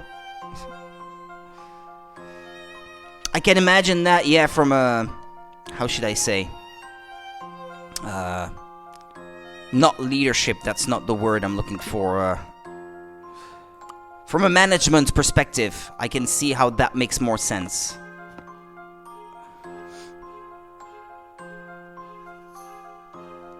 Yeah, I know. Yeah. Makes sense. Makes sense.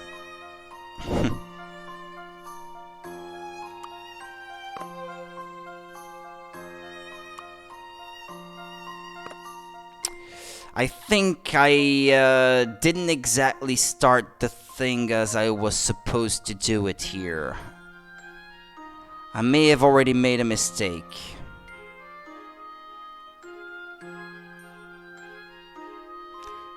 Because I find myself stuck no matter what I try. Unless, well...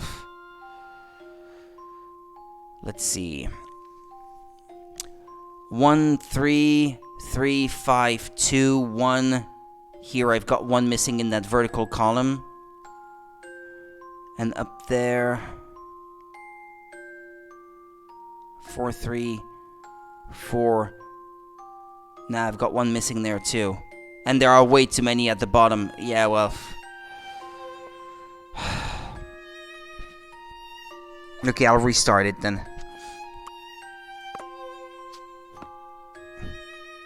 I hope you never have to deal with a sorting system that's like that, Monica. It's nightmarish.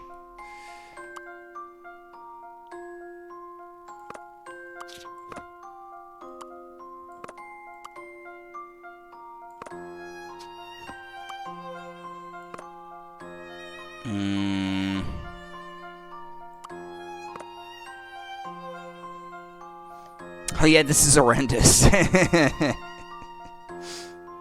It really is.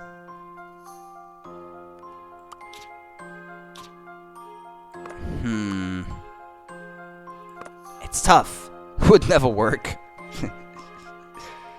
Who came up with something like this?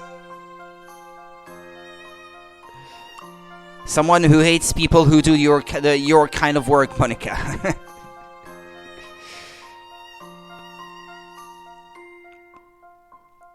Someone with an evil laugh.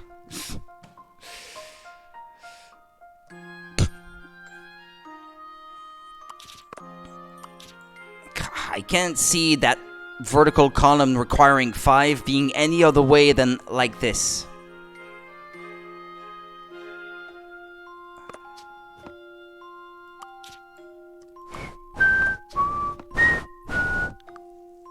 These obviously would have to go in rows where there needs to be at least 4. So that limits already where they could fit. Let's pick them actually. There are 1, 2, 3, 4, 5. For 3 stacks of 4 books. I would find them myself and punish them if anyone did this in real life. I'm sure you can come up with some kind of torture, Monica. For them.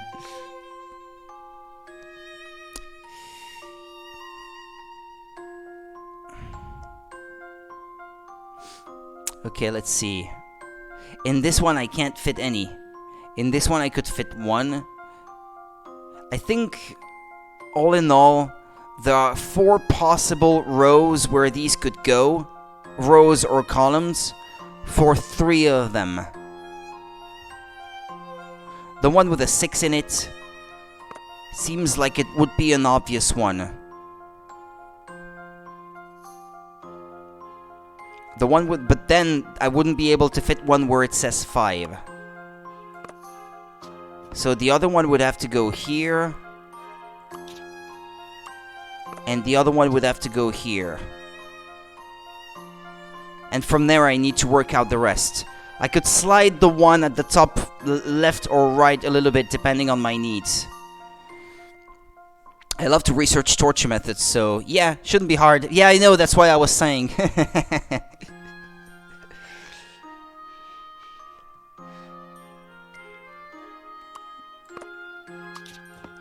This one needs books in each. Okay, well, the one at the bottom is already filled. 1, 2, 3, 4, 5. Okay. Now.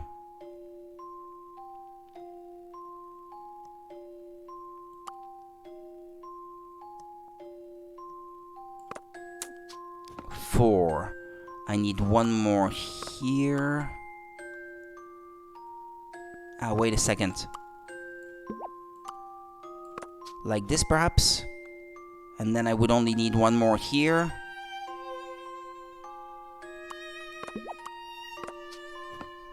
Let's see. 4, 2, 1, 2, 5. I need 2 more here.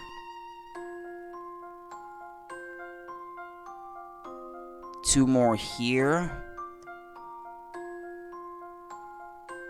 2 more here and 2 more here. Okay. Now if I look at the rows or lines, I need 1 more here. Actually, yeah. I'm gonna do it that way. This line needs 1. No, wait, hold on a second. This line needs 2. This one needs an extra 1. This one needs an extra 1. Ah, this one has too many at the bottom. I didn't realize. Okay.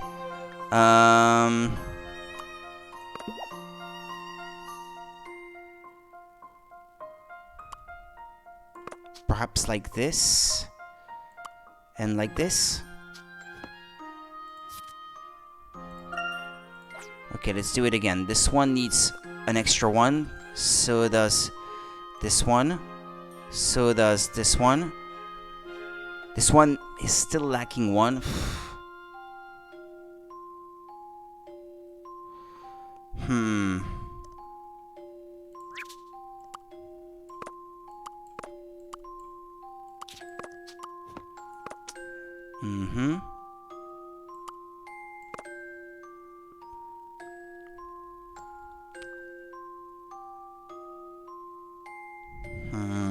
Damn, it's hard.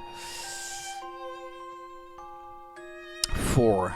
Here I need another one. Here I need 2 extra ones. Okay, how about this? 1, 3. Here I'm still in need of an extra 1. Like this, maybe. How does that look? 2 on the first one, 4 on the second one, 3, 4, 6, 2. Okay, the rows are correct. Now the columns. Correct, correct, correct, correct, correct, correct, correct. I've got it. Here we go. Found it. Yes, I got it. A job well done. All the books are right back where they're supposed to be. Well, at least until the next explorer comes along. Yeah. Indeed. See, that was fun, wasn't it? No. You must be fine. You must be a fan of tidying up now, then, eh? Whatever you say. I mean, look at these books, though. They're all detective novels. Detective novels. Surely it can't be a good idea to have fictional cases mixed in with the real ones.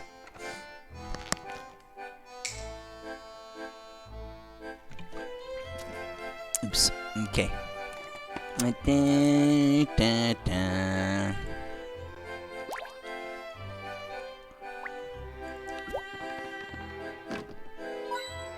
There was a coin under there. Who'd leave a pile of case files on the floor like this? This is the same filing system the professor uses. The vertical one. The vertical filing system. I suppose this magnifying glass must belong to a Scotland Yard detective.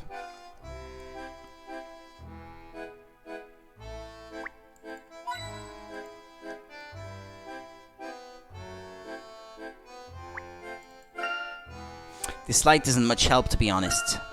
True, they should get some extra bright bulbs. Clues will always glow brightly, even in the darkest of crevices. That sounded deep, Layton. Something here. Confusing stamp.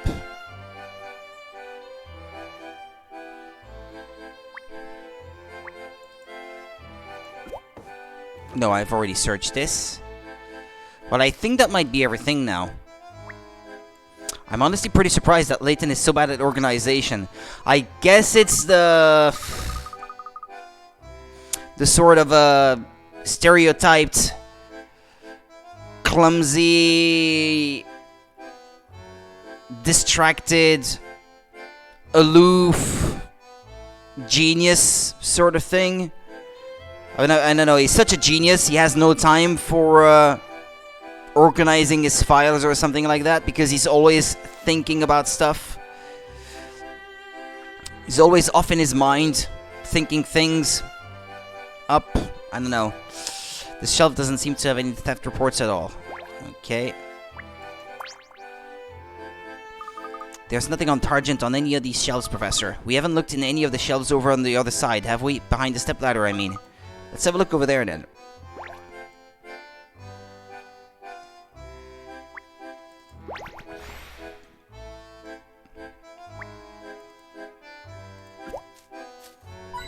Ah, there was another one.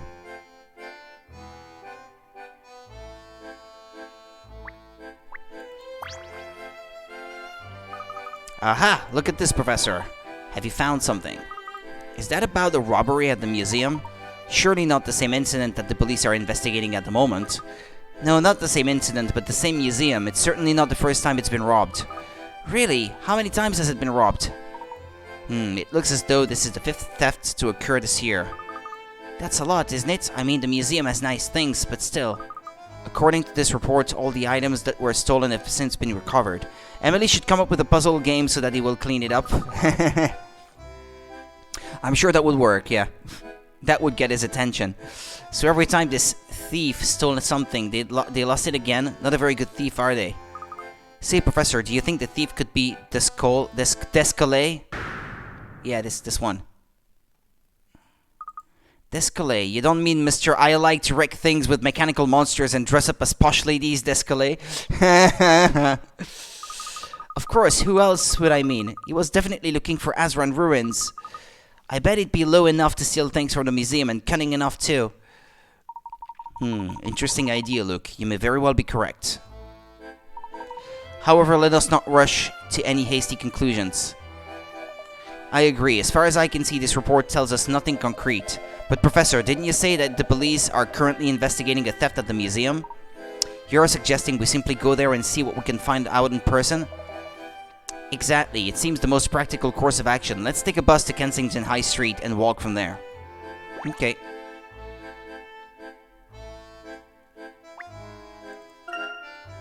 That is quite a stack of papers there. I think someone fell asleep on it. It's covered in drool marks. This file contains details of other files stored in these archives. Okay, zoom out. Back to map.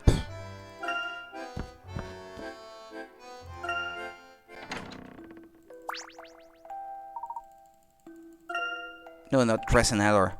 Kensington.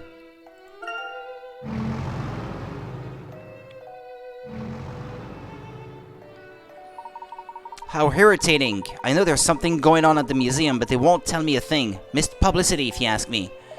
What seems to be the matter, madam? Oh, what a suave, sophisticated man. Wait a minute, aren't you that famous archaeologist, Professor Sycamore? What a perfect time for an interview. Stay right where you are. This will only take a few minutes of your time. Shoo, Rita Skeeter. Perhaps later. I beg your pardon, but I just overheard you talking about an incident at the museum. Oh, I see. You're digging for information. Well, I don't know if you've heard, but the police have closed down the museum. I just know something big is going on. There's a real scoop here, but they simply won't tell me anything. Not a single little tidbit of information. I see. Presumably the police have not completed their investigation yet. What's that got to do with anything? These officers usually take any chance they get to complain about their job. Now even my usual source won't tell me anything unless I solve this silly little puzzle first. I'm not getting anywhere fast. Well, I can't hang about in London forever. If I can't get my story here, I'll just have to find one elsewhere. You display an admirable zeal for your work. Oh, you're too kind, Desmond. Here, before I go, let me give you this, a token of my appreciation. The World Times has been added to the trunk. A new article has been added to it. The tireless traveling reporter Daria Colum has given you a scrapbook. Yeah, Colum. Get it? Because she's a journalist. Select World Times in the trunk to read through any articles you collect on your way around the world. Oops. What is this? That, my dear, is an invaluable journalist's scrapbook. You can use it to hold all my thrilling reports from around the world. I'll be on the road, so I can't tell you exactly when each new article will come out, but do keep an eye out for them, won't you?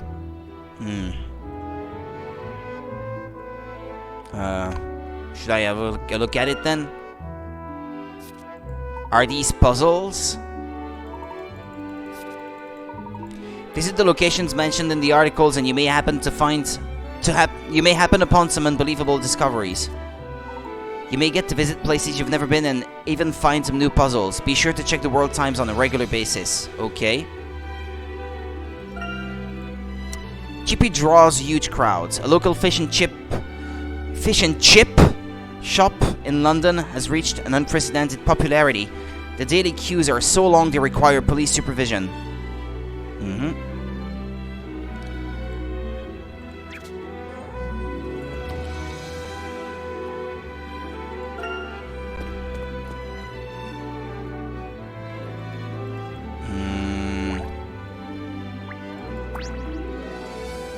May we come in?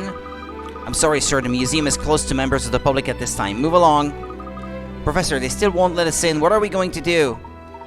Oh, look who it is. Luke, Herschel, what a surprise. What brings you here? Papa!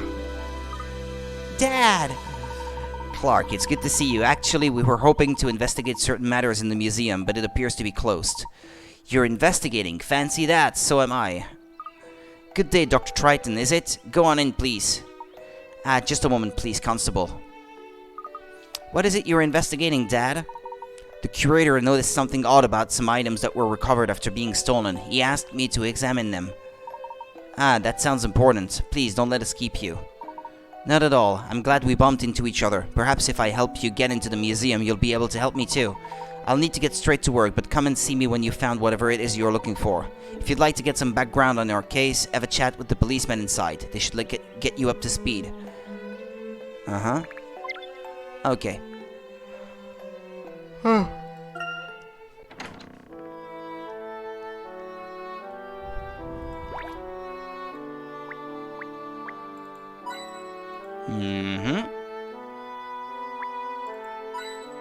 That's 2.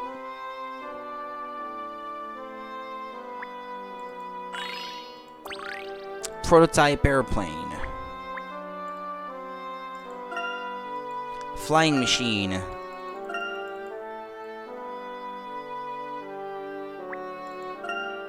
Every time I see this, I just think it's a normal lump of rock. It's amazing, we still don't know where this meteorite came from.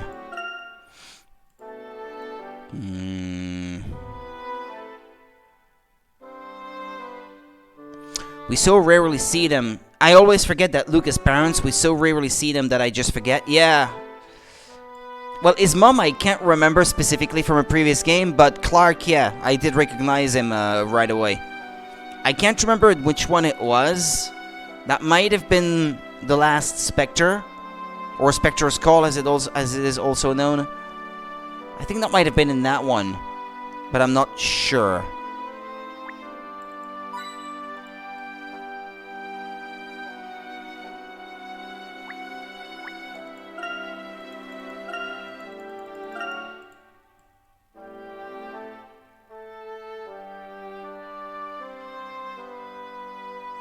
Okay, is that it? Should we ask the police? How can there be another robbery? What were the guards doing? Ever since that first incident, we've been giving them special training and we've improved all their security protocols. Maybe somebody knows when the guards change over or what their routes are or something. I beg your pardon, young man, but that's impossible. We anticipate such risks in theft cases. All information about the guard, Rhoda, is strictly confidential and heavily protected. Rhoda? We do a background check on every guard in the building. Even then, we tell them only what they absolutely need to know. I think I can guess what it means, but I wonder. A list showing when each of a number of people has to do a particular job. A cleaning rota. Okay. A roster or a list. Okay. Yeah, that's kind of what we use.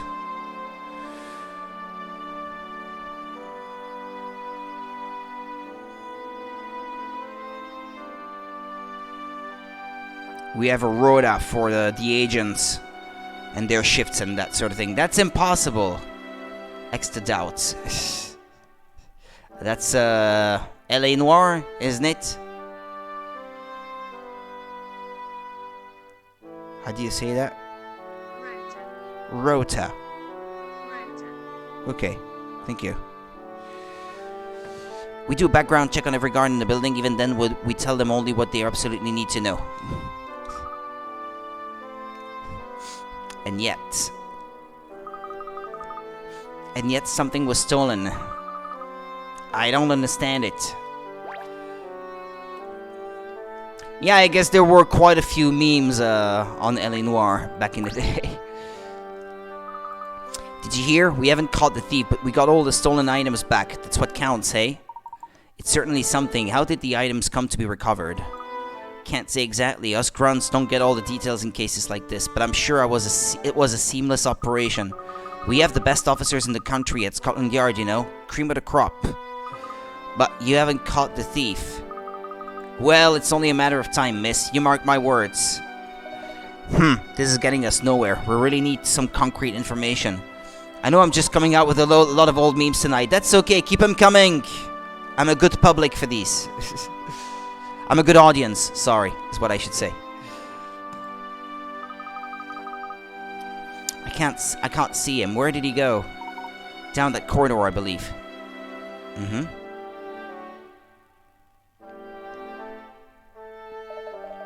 I would rather like to know what it is he is examining. Let's go.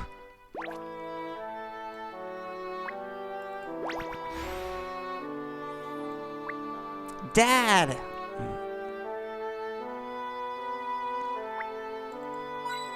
Ah, there's another one.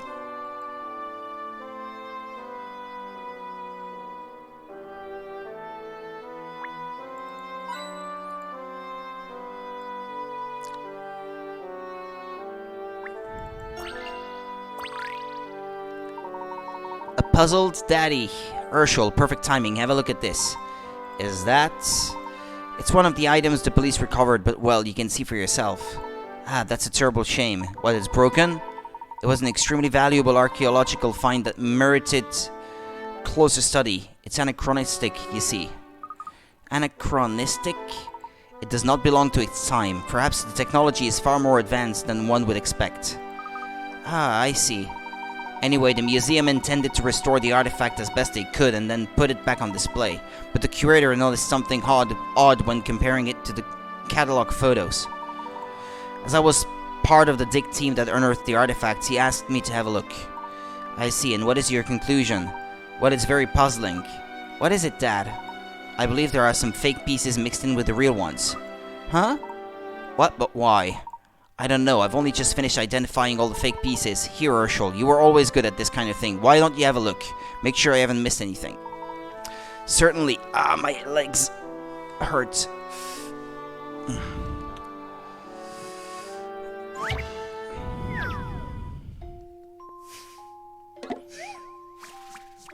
Puzzle 35. Fake fragments. The police managed to recover this ancient artifact after it was stolen from the museum. Unfortunately, it has been broken. While examining the pieces to see if the artifact could be repaired, the curator noticed that some fake pieces were mixed in with the real ones.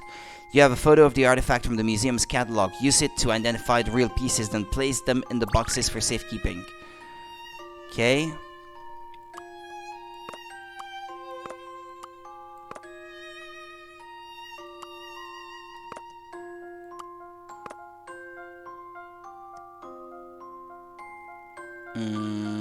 This one seems to be mirrored.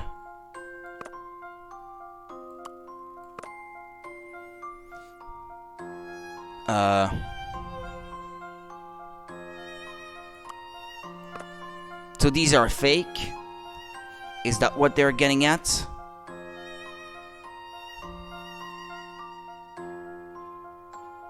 Yeah, they could not just have been spun around like 180 degrees. They really are mirrored. Okay, well that seems to be it. That should do it. Unless there's something else I'm missing. Okay. I'd better think this over again. Are you sure you haven't missed anything? I guess I must have, yeah.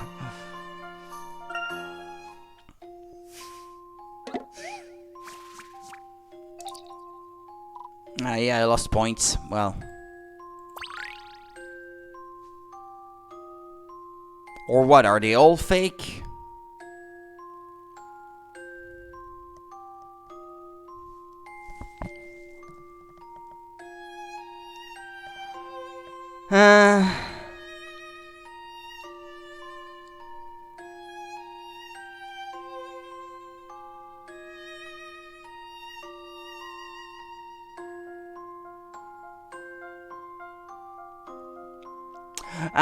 The photo is mirrored itself.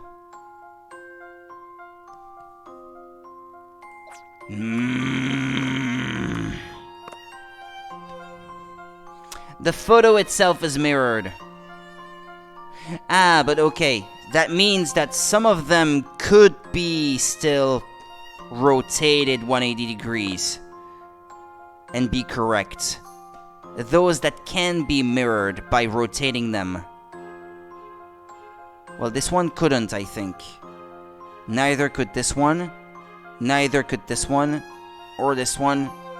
Or this one. But I think this one could. No? But no, because I guess that little bit in the middle looks like a triangle. So if you were to rotate it, it would be pointing in the wrong direction. So it's these two, then. This was quite the conundrum. Ah!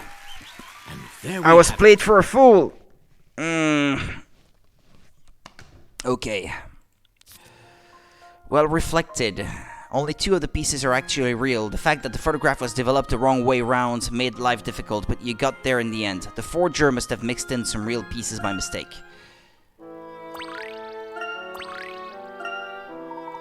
Well, it appears that nearly all the pieces are fake. I know, I didn't want to believe it either. I almost hoped you might prove me wrong. There must be an explanation. Perhaps if we take a step back and review the information we have. Practical as ever, Herschel. Yes, let's think this through properly. Just say the word when you're ready.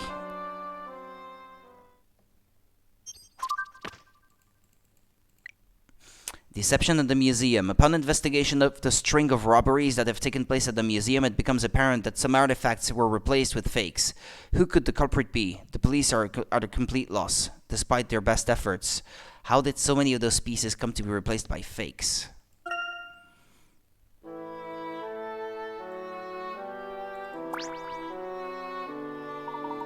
Incidentally, Herschel, is this... of course, you've never met in person, have you? My apologies for not introducing myself earlier. I am Desmond Sycamore. I was talking about it earlier, but doesn't Sycamore look like he has the face of someone who could also be a villain in addition to trying to pass for the nice guy? Clark Triton. Well, maybe not when he's smiling like this, but his idle face.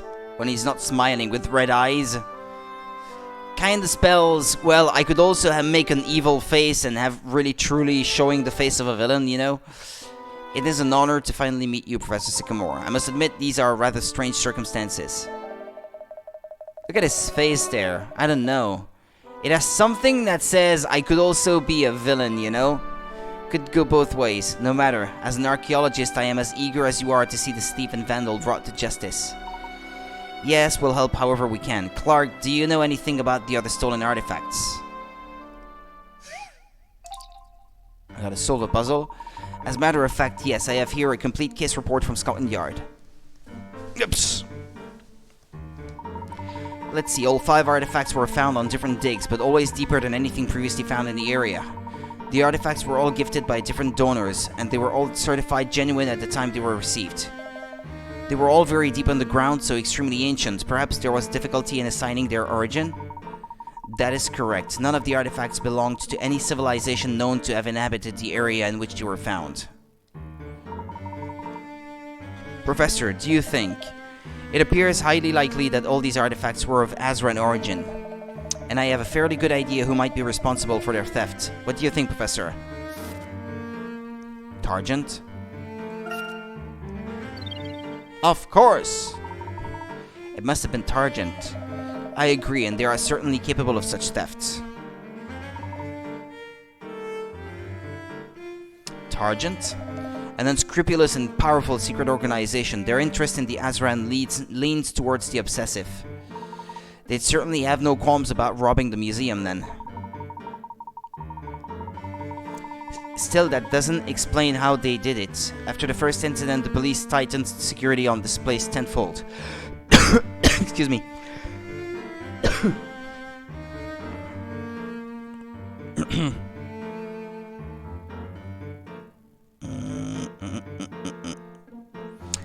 That doesn't explain how they did it, or blah blah blah blah blah blah blah. All information about the museum was on a need-to-know basis, and they took particular care with the guard routes and timetables.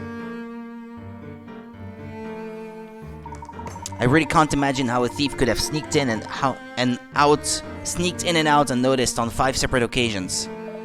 I think I have an inkling of how this was accomplished, Professor. I think I may have come to the same sorry conclusion that multiple thefts prove it. Prove what? Please explain.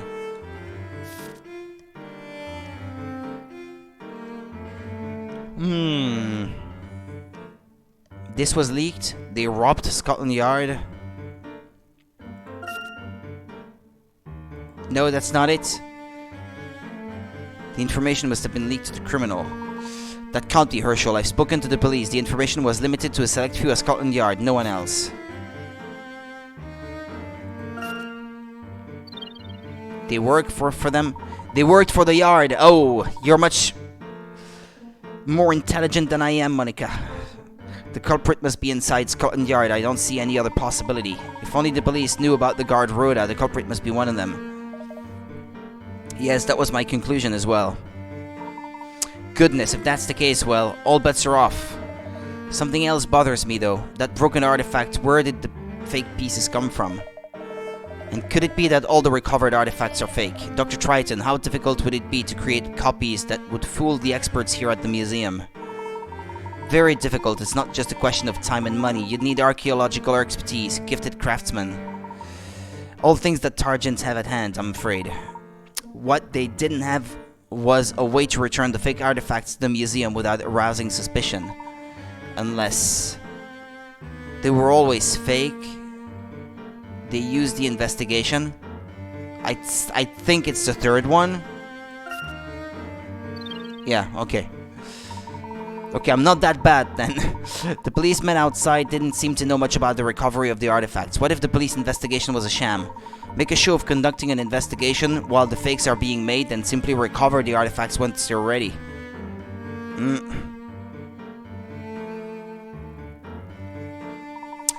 That might actually work if the culprit was indeed part of the police, as you suggested. I think I am beginning to see the scope of it. No simple constable would have the power to accomplish this, though. No, the perpetrator must hold a position. Interesting. Very, very interesting. What's that a reference to? I feel like I should know this. Interesting. Very, very interesting. What was that a reference to? It's bugging me. What is it again?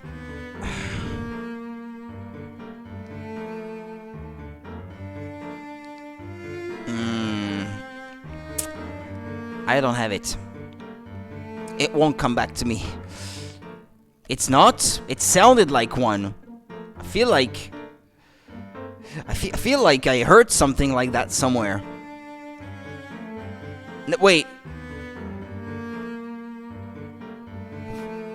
Wasn't there something like that in a Harry Potter or something?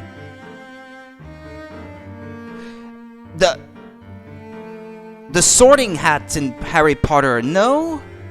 When Harry gets sorted into his house? No, difficult, very difficult, he says. No, never mind, okay. That's not exactly the same thing.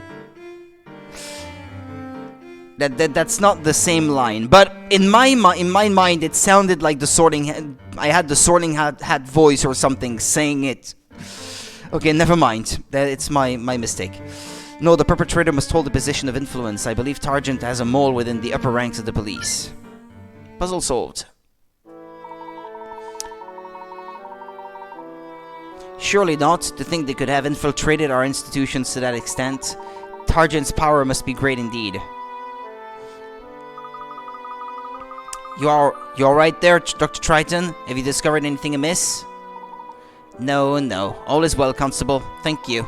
I would like to continue examining these artifacts, though, if you don't mind. Please, Doctor, they're all yours, so to speak. I'm still searching the museum for clues. Give us a shout if you need anything. Yes, thank you. That was very prudent of you. Well, if there is really a mole within the police, we can't risk them finding out what we know, can we? Yeah. I mean, it sounded like that in my mind, and then I had to think very hard to know, wait, is that something I've heard somewhere, or something that sounded like it? No, indeed, there is no reason to doubt these men here, but we do not know who they might report to. Or should I say, very, very close. I think our best course of action is to go directly to Scotland Yard. Yes, we must identify the mole as soon as possible without alerting them first. Let's take the bus straight there. Okay. Back to map.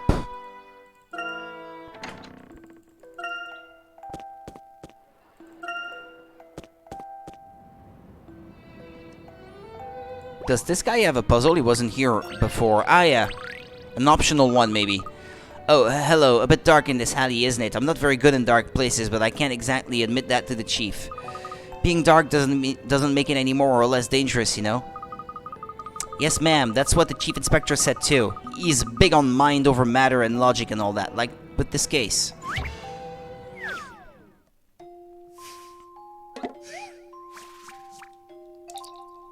Carriages of Justice.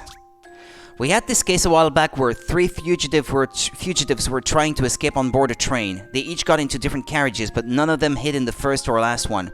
When we boarded the train in pursuit, the plan was to trap them by having a man in each carriage where a fugitive was hiding, as well as in the carriages on either side. In the end, the team we needed was the smallest it could possibly have been. How many officers were in the team?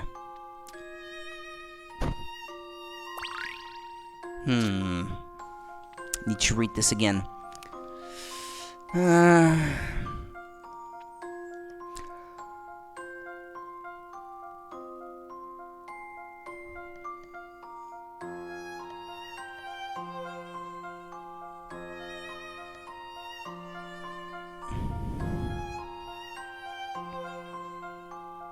I don't know how many carriages the train has, though.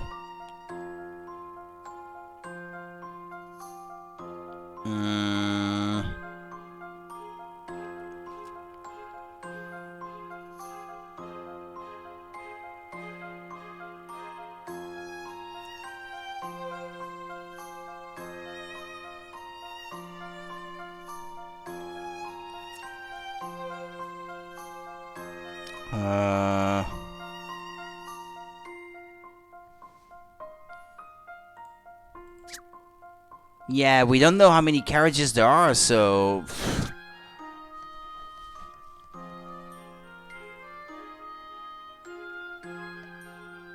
On board a train, they each got into different carriages, but none of them hid in the first or last one. When we boarded the train in pursuit, the plan was to trap them by having a man in each carriage where a fugitive was hiding. Or I guess you have to deduce... Well, the smallest number it could be is if each fugitive were in carriages that were right next to one another. And then you'd need 3 plus 1 at the end and one at the start and 1 at the end. That would mean 5.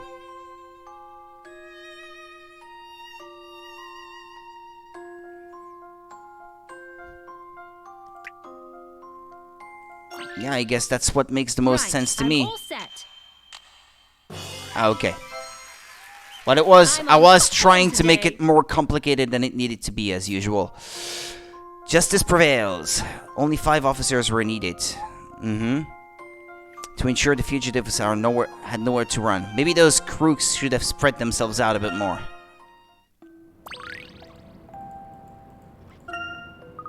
Oh, well done, well done. You're not too shabby at logic yourself, I see. Well, if you and the Chief Inspector can work out how to catch criminals, I'm sure I can stand guard in a dark alley for a bit.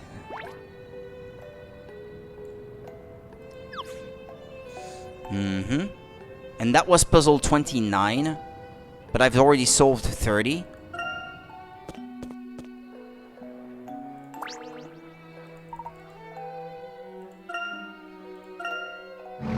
Okay, they said something about going back to Scotland Yard.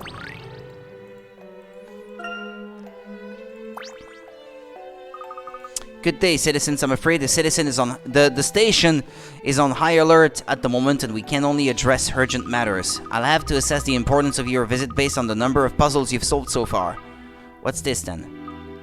It seems you fulfill our requirement of 25 or more puzzles solved. Please go on in. Okay. Not like I could have found many more than that anyway. Inspector Grosky, how fortuitous it is to find you here. Layton, hoping to introduce someone to the strong arm of the law, are you? Actually, there is a matter I'd like to discuss with you. I was wondering if you knew who was in charge of investigating the thefts at the museum. I think Bloom supervised those himself. Oh, he'll be able to help us then. I presume Detective Bloom was also the one who returned the recovered artifacts to the museum? Naturally, he's a real archaeology buff. So he took a personal interest in the case. He was really chuffed to get the things back. He knew what they were right away. Didn't even need to get any tests done. So he likes archaeology as well as solving crimes. Sounds like you, Professor. Pardon me, Inspector. I have one last question. Ask away. Who else has had access to the artifacts between the time they were found and the time they were returned to the museum? You think Bloom would trust these clumsy oafs with such fragile objects? Nobody else got near them.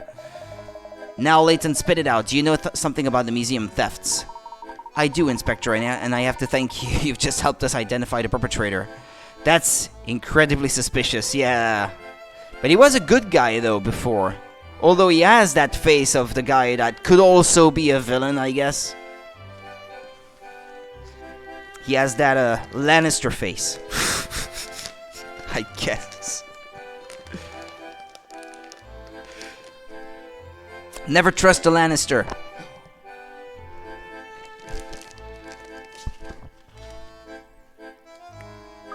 What? What? Really, Professor? Think about it, Luke. Remember all we have learned today. Inspector Grosky, would you please accompany us to Detective Bloom's office? Of course, Layton. I'm afraid you've lost me, but I suppose you and Bloom will clear it all up.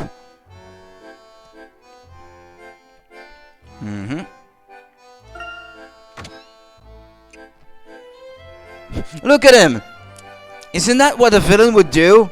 Sit behind his desk with his hands like that? That's what a villain does!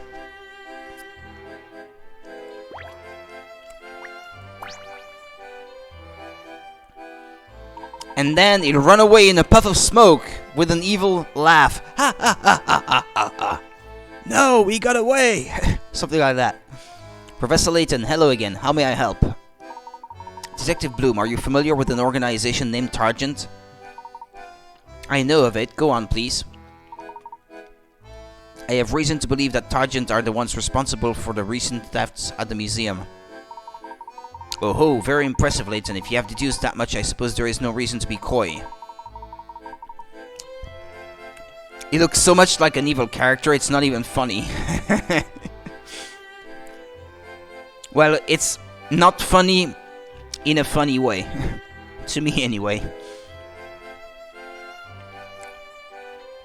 It's so not funny that it becomes funny again. As a matter of fact, I also suspect Targent in this case. But as yet, I've had no success in finding where their agent fled to. They're a slippery lot. So you have not considered looking for the criminal inside Scotland Yard? What, one of our own? That's absurd, Professor. I'm sorry, I expected a lead. Not ludicrous conjecture.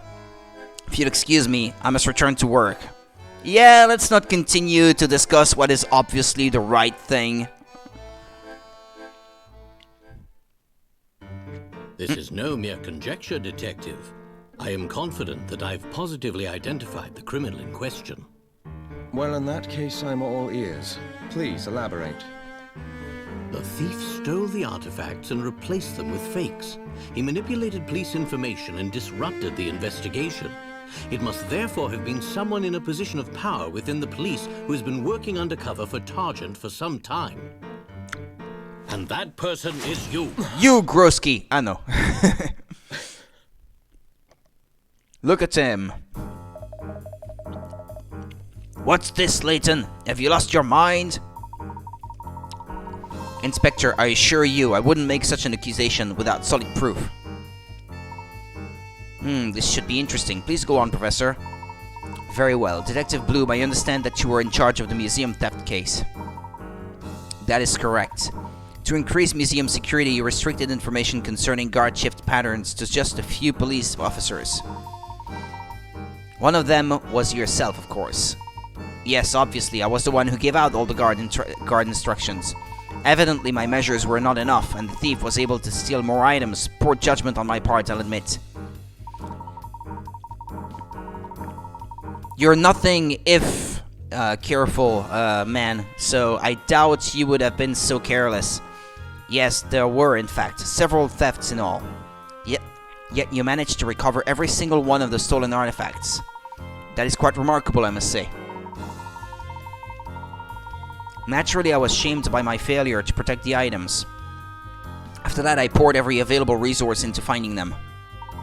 I see, and may I ask what you did with the artifacts after they were found, before you returned them to the museum? I kept them here where they would be safe. What of it? In that case, I can only come to one conclusion, that you are the thief. Nobody else would have been able to replace the real artifacts with fake ones. And that is your proof that I am the criminal? Phew, I was worried there for a moment. That reasoning will never hold up to any kind of examination. Just because I was the one in charge of guarding those objects doesn't mean that they were in my sight the whole time. In fact, there would have been plenty of opportunities for other officers to make the switch. Thank you, Detective Bloom. I'm sorry? What you just said confirms everything. Tell me, how did you know that the artifacts had been replaced with fakes? But isn't that what you just... The fact that some of the recovered items were fake was only established an hour ago by myself and a few others. Luke, you can bear witness. What did the constable in the museum tell us about the stolen artifacts? He just said that the detective on the case got all the objects back and how great the officers at Scotland Yard are. Yeah, he certainly didn't say anything about them being fake. Exactly. We were the only people to know about the fake artifacts. So please explain, when did you find out about it, Detective Bloom? But didn't Layton just mention it before? You said it yourself just now. You accused me on the basis that only I had the chance to replace the artifact with fake ones. Ah, yes, you're quite right, but yeah! What's he trying to do? However, it is your reaction to that which is puzzling. You are the detective in charge of this case. This was a crucial piece of new information. Shouldn't you have been surprised, horrified even, to hear that the precious articles you had recovered were fake? I guess so, yeah. Okay.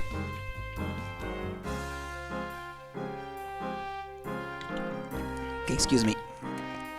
Layton is playing mind games. Yeah. But you were not surprised, because you knew perfectly well that the artifacts were fake. Because you orchestrated the swap in the first place. Do you deny it? It seems I underestimated you, Layton. Then you admit it! You're a Sergeant Mole! I think I had better say no more. I see. Leonard Bloom, I am arresting you on suspicion of theft, forgery, and corruption. Phew, that's one fewer Targent agent out there. You did it, Professor! Okay. Deception at the museum. A corrupt police officer must have been claiming to recover the stolen artifacts while actually replacing them with fakes and making away with the real ones. The only officer in a position to pull off such a crime was D.I. Leonard Bloom himself. Detective Bloom executed his operation flawlessly, but a tiny lapse in concentration allowed me to prove his guilt.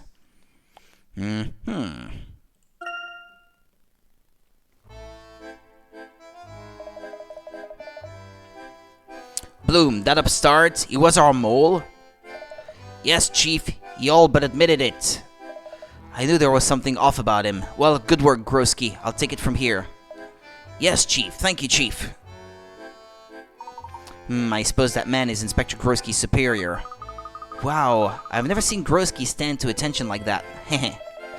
I'm glad to see that Scotland Yard is not wholly corrupt. Yes, as long as they're alike are here, the safety of London is assured. Well then, case closed, gentlemen. One case closed, perhaps. Emmy, do you recall what the main goal of our current investigation is? Oh, right, we were about to set off around the world looking for the 5 Azran eggs, weren't we? Yeah. Yeah. And we haven't even started that part yet. Quite. Let's not dilly-dally any longer. It is time to follow the trail the Azran have left for us. Right, back to the aerodrome then.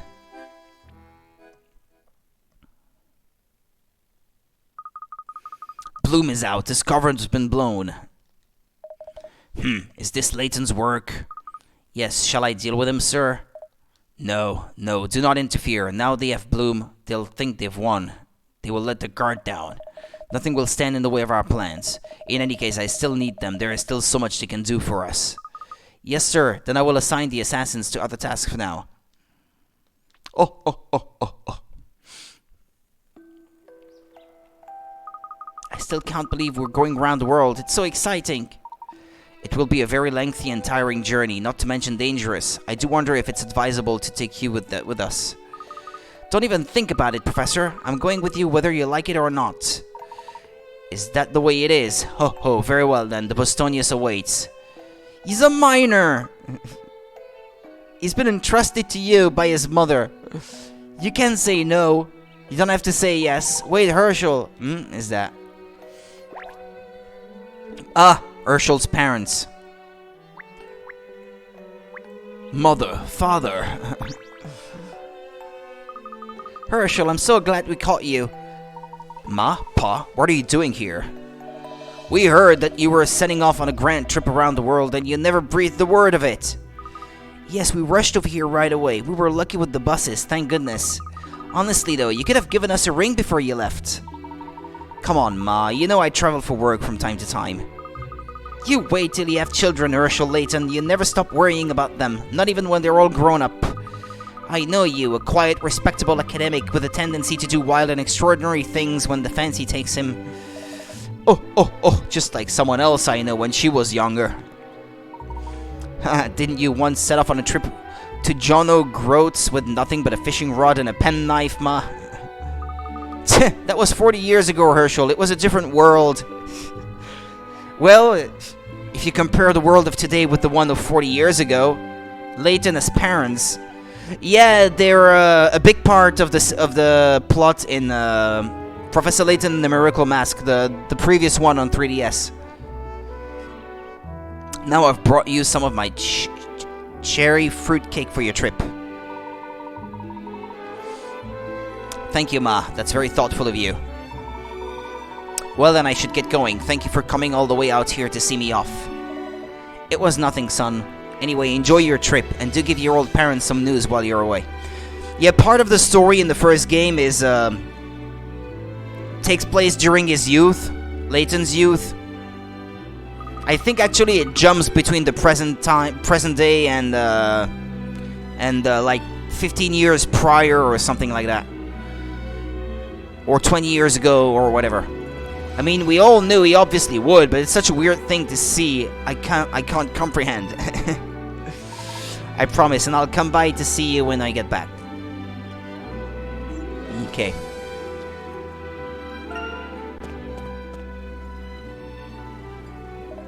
Professor, have you said your goodbyes? Yes, but I'm somewhat puzzled. Haha, puzzled, get it? How on earth did they find out about this journey? Well, there is no great mystery there. It was I who contacted your parents. I'm sorry that I did it behind your back. Do you mean to say that you know my parents? Indeed, I owe a great debt to them. From time to time, long before I became an archaeologist. As such, I have followed your career with some interest. That is why I knew to write to you when I needed a reliable partner. I see. Well, thank you. That's a bit suspicious too, if you ask me. No, thank you, Professor. I hope you don't feel as though I am dragging you all into this without any say. Not at all. We have come this far and we intend to see it through to the end. I'm glad to hear it. There is something I would like to show you. Here, look at this illustration. Is that an Azran egg? It is. This is how they are depicted in Donald Rutledge's Ancient Histories. This is a book that's mentioned in the previous game too, I think. Rutledge supposed the eggs to be decorative, pretty ornaments. He never believed them to have any special power or meaning. I see. Then the Azran hid their true purpose well. A wise move. Though enshrined in the most hidden places, the Azran knew that the eggs would one day be found. And they were, or at least one was, which means the others may also have been uncovered and passed from hand to hand. Exactly, which means locating them now won't be a simple endeavor. I hardly expect to stumble across them by chance. I understand, Professor, but that is rather par for the course in our field, wouldn't you say? Haha, yes, archaeology is not for the impatient. Well then, let's get going. Very well, sir. Now if you would all be seated, we will be taking off shortly.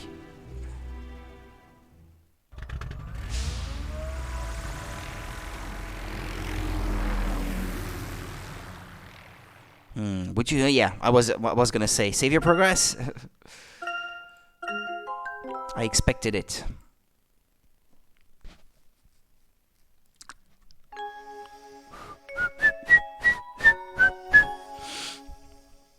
The hunt for the eggs. The Bostonius is really something. It's like a home away from home, and a flying one at that. You should serve us well in the long journey to come. Now let's enter the locations indicated in the Azran Dome into the system. Are you going to teach us how to fly? As much as I'd like you to hold the reins, Luke, I merely wanted to introduce you to our state-of-the-art navigation system. Now listen carefully. First, I'd like you to examine that monitor up there above the flight controls. Choose a destination on the screen and Raymond will set the course. Does that mean that you can play each part of the game in any order you like? If you ever find yourself some distance away, please don't hesitate to call him via the airship icon on the touchscreen. I am confident you will find Raymond quite dependable. He has been an invaluable aid to me over the years. So we just need to touch a destination to set off? How convenient. That's pretty much the same as how the London buses work. So you understand then. Excellent. No need for me to explain twice. New episodes have been added to the trunk. New articles have been added to the World Times.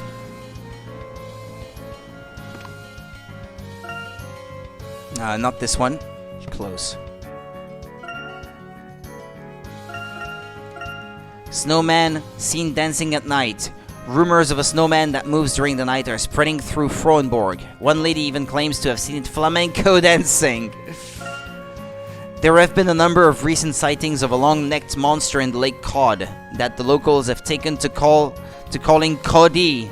Ha ha ha ha. A fish and chip shop in London? Okay. No, don't do that.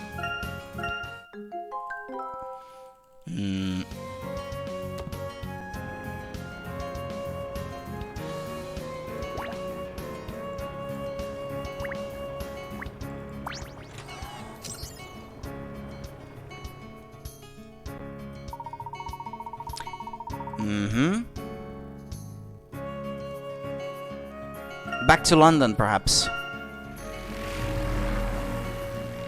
Find that fish and chip shop. Wherever it is.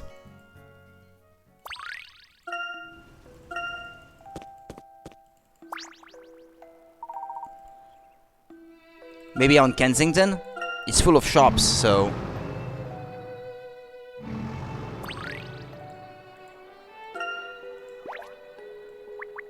Ah! Mother! Hello! Oh, it's Herschel. I was just on my way to the butcher's. Would you join us for dinner? I'm sorry, Ma, but I'm still working. I'd have loved to come over otherwise. My, but they work you too hard. You should request a nice long holiday when all this is over.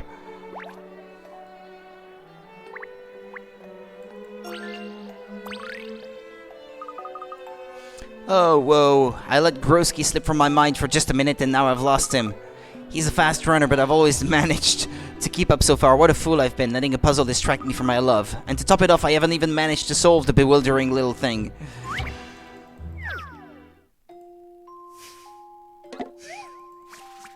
"34. The future awaits." After visiting the florist on the first floor of a hotel, this man can be found by the lift sporting a massive bunch of roses and an agitated expression. He is planning to propose to his girlfriend, who is waiting for him on the 25th floor. To calm his nerves, he starts thinking about the lift he's about to take. If the lift takes 15 seconds to go from the first floor to the 5th floor, how many seconds would it take for him to reach the 25th? There is an acceleration time and a deceleration time, so I don't know.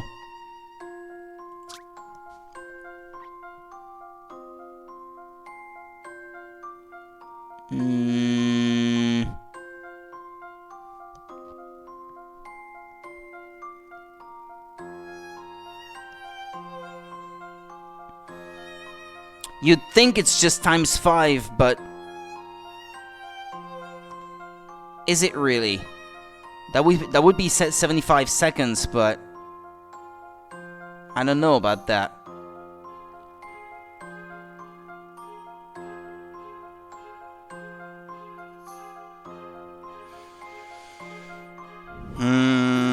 But no, wait. Wait. I think I see what this is. It takes 15 seconds to go up 4 floors, not 5. And here, to go from the 1st to the 25th, you go up 24 floors. So you don't multiply it by 5. You multiply it by 6. 90 seconds.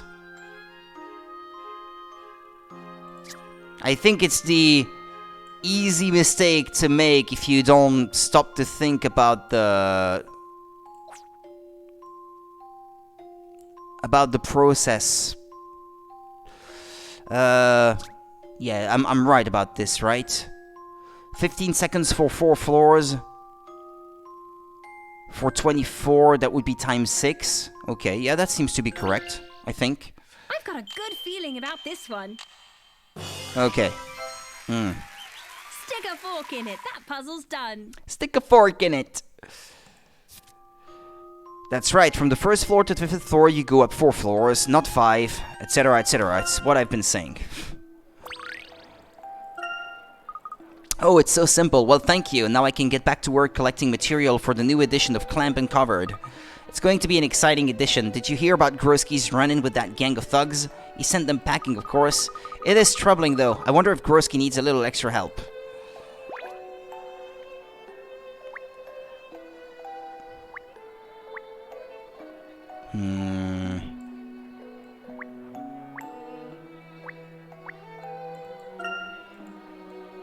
Is there a fish shop in here?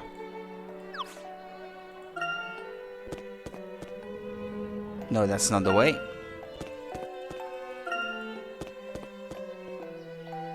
Well, that's the museum, so that can't be.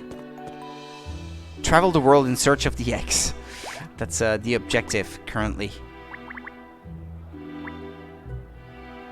Where's that shop?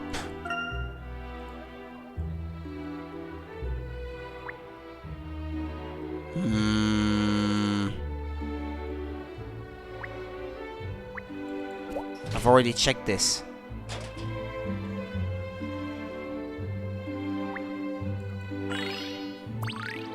Red telephone box.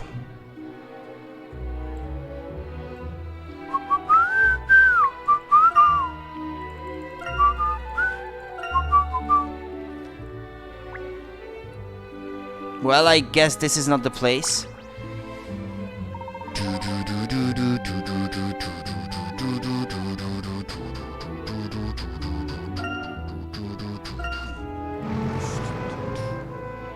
This is the place where all the junkies go, where time gets fast but everything gets slow. There's another puzzle. Mom, that was fast.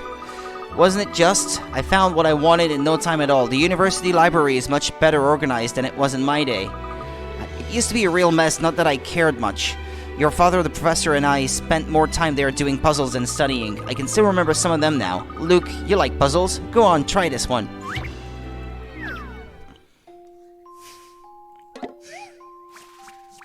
$33. Shopping spree. After saving up her pennies for a whole year, this woman went on an enormous shopping spree. Starting at the supermarket entrance, she made her way around the shelves, picking up 14 items in total and spending every last penny of the 5,000 she had brought with her. She didn't visit any shelf more than once, and she didn't buy any fish or mushrooms. What route did she take around the supermarket? Prices are shown in pennies to make things easier for you.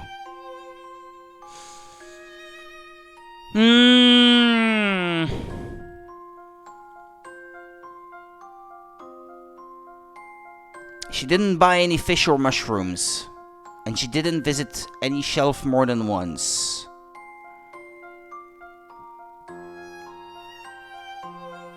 What does that mean? That she didn't pick more than one of each of the items that she took?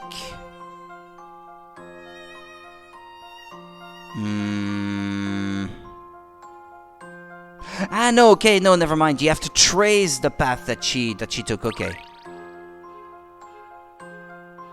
No fish and no mushrooms, okay. That looks like a potato. A carrot. Tomato. Orange. Banana. Grapes. What's that, spaghetti? No fish or mushrooms, right? Okay.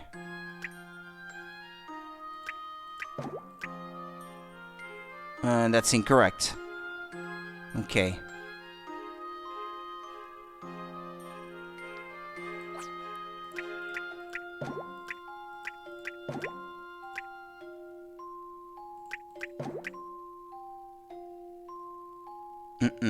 No. Okay, hold on then.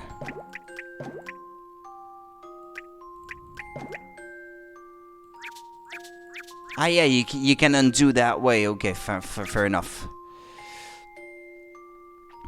Well, there's probably no egg, because if you go that way, the only way you can get out of that dead end would be to buy fish. So that can't be.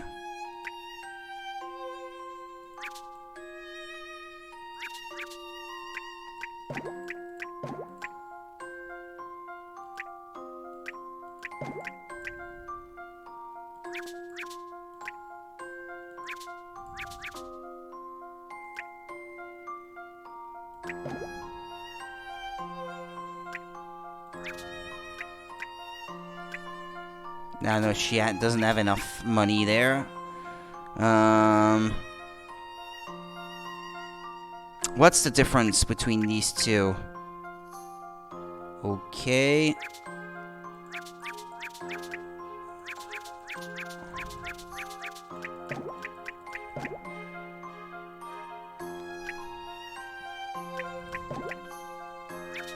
No.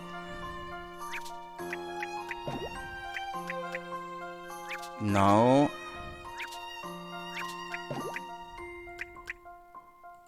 No. Damn, it's hard. Did you know you can undo? You're making me want to replay Catherine. Such a cool game. But I can't, because I gotta keep moving forward and clearing games I bought. Must resist the urge. You can't tempt me, succubus. I'm kidding, by the way. Please, don't take any offense. There's none whatsoever coming from me.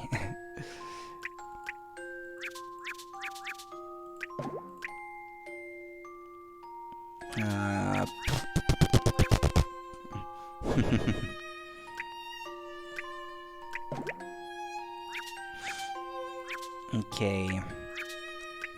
Jeez. Why you gotta be so annoying, game? Well, you gotta buy potatoes. She passes in front of it, so she can't resist the urge, I guess. Maybe I shouldn't buy any eggplants or strawberries or something like that. Maybe I should ignore some of these.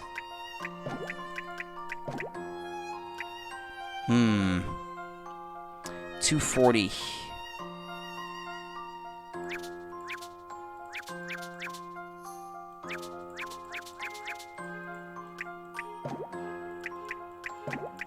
No.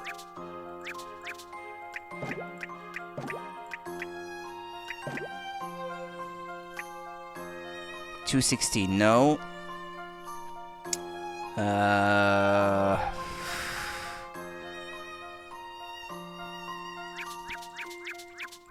It's really not easy. I've been called a succubus before. I was tempting someone to spend diamonds in a game even though they weren't sure if they wanted to or not. I actually remembered you mentioning it before. That's why I said what I did. I believe, if not that, you mentioned something about that before anyway.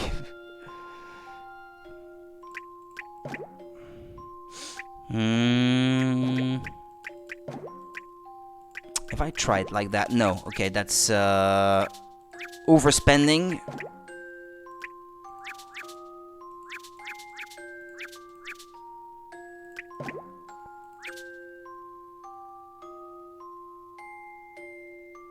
Ah, but wait a second.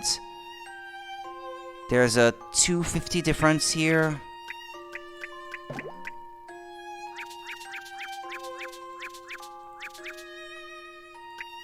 How about like that?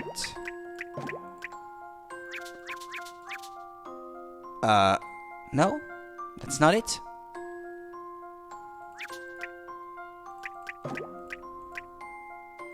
$140. No, that's not correct.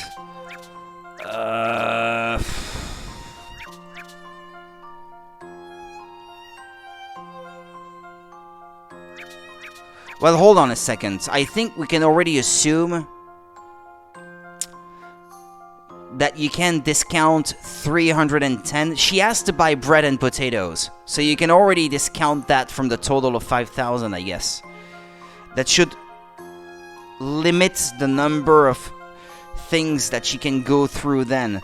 Yeah, because we know that it's 14 items. Hold on, let's use logic instead of trying out things at random.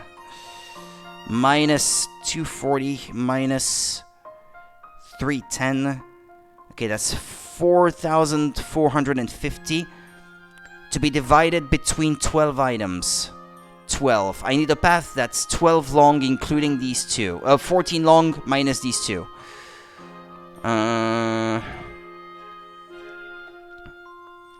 If I ask for hints, they're probably gonna be exactly that. You know, she's not getting fish and mushrooms, and you know, judging from where she has to exit, that she has to take potatoes and she has to take bread. So figure out the rest of the 12. That's probably gonna be what this is all about. Hold on then.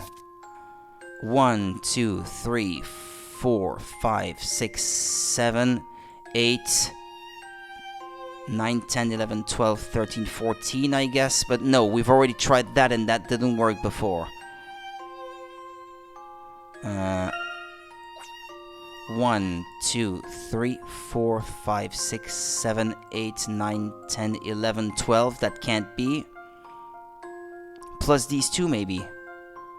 If I tried like that, I'm not sure. I guess I could try.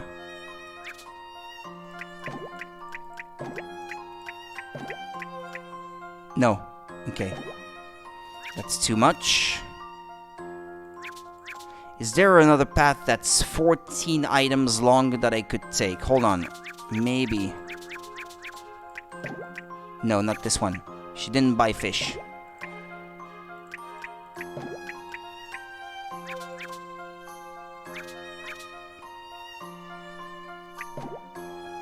How many items would that be? 1, 2, 3, 4, 5, 6, 7, 8, 9, 10, 11, 12, 13, 14. But that's too expensive though. So she picked cheaper ones. Okay, I have to aim for cheaper ones. Not strawberries perhaps, but the orange she might have.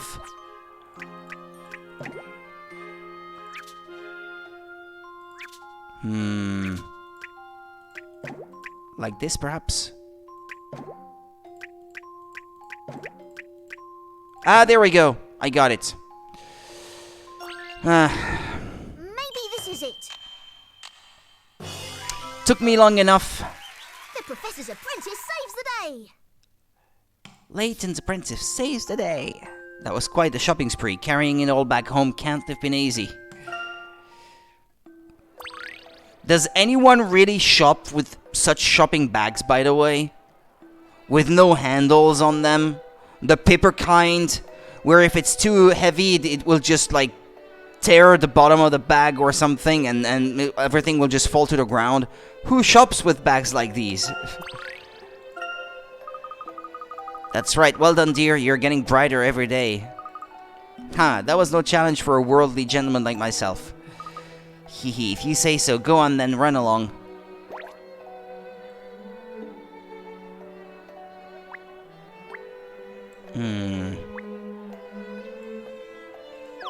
Well, there's only the university in this part of town, so... What time is it, by the way? Oh, okay. Okay. Okay. Some do, though it's rare to see nowadays. Yeah. Okay, I leave in 15 minutes. I'm still not dressed yet. I still haven't eaten my orange yet, and I still haven't brushed my teeth yet. So, I will have to stop the stream here and do all of these things in a hurry. I didn't watch the time. I probably should have. Oh, it's okay if I leave 5 minutes late. I always arrive at work well in advance anyway. So, I got a shopping stroller bag thing. You know, the kind usually only old ladies use. Hey, I have one too. And I'm not an old lady. I use these too. So, yeah, I have one. The one with wheelies. So, I mean, I think you mean the same thing. The one with wheels, right, that you pull behind yourself. It's all uphill to go back home to my place, so I do need that, and it's quite convenient when you don't have a car or something to go shopping, to go there on foot. Thank you, Monica. Thank you so much. Take care of yourself. I'll be back tomorrow, and I'll probably be streaming at the same time as today. I mean, I don't have to work for the next 3 days after tonight, so there will be plenty of time for streaming and all that if you want to watch. See you next time. Take care. Yeah, that kind. Yeah. Okay. Okie dokie. See you next time then. Take care of yourself. Have a good one. Bye-bye.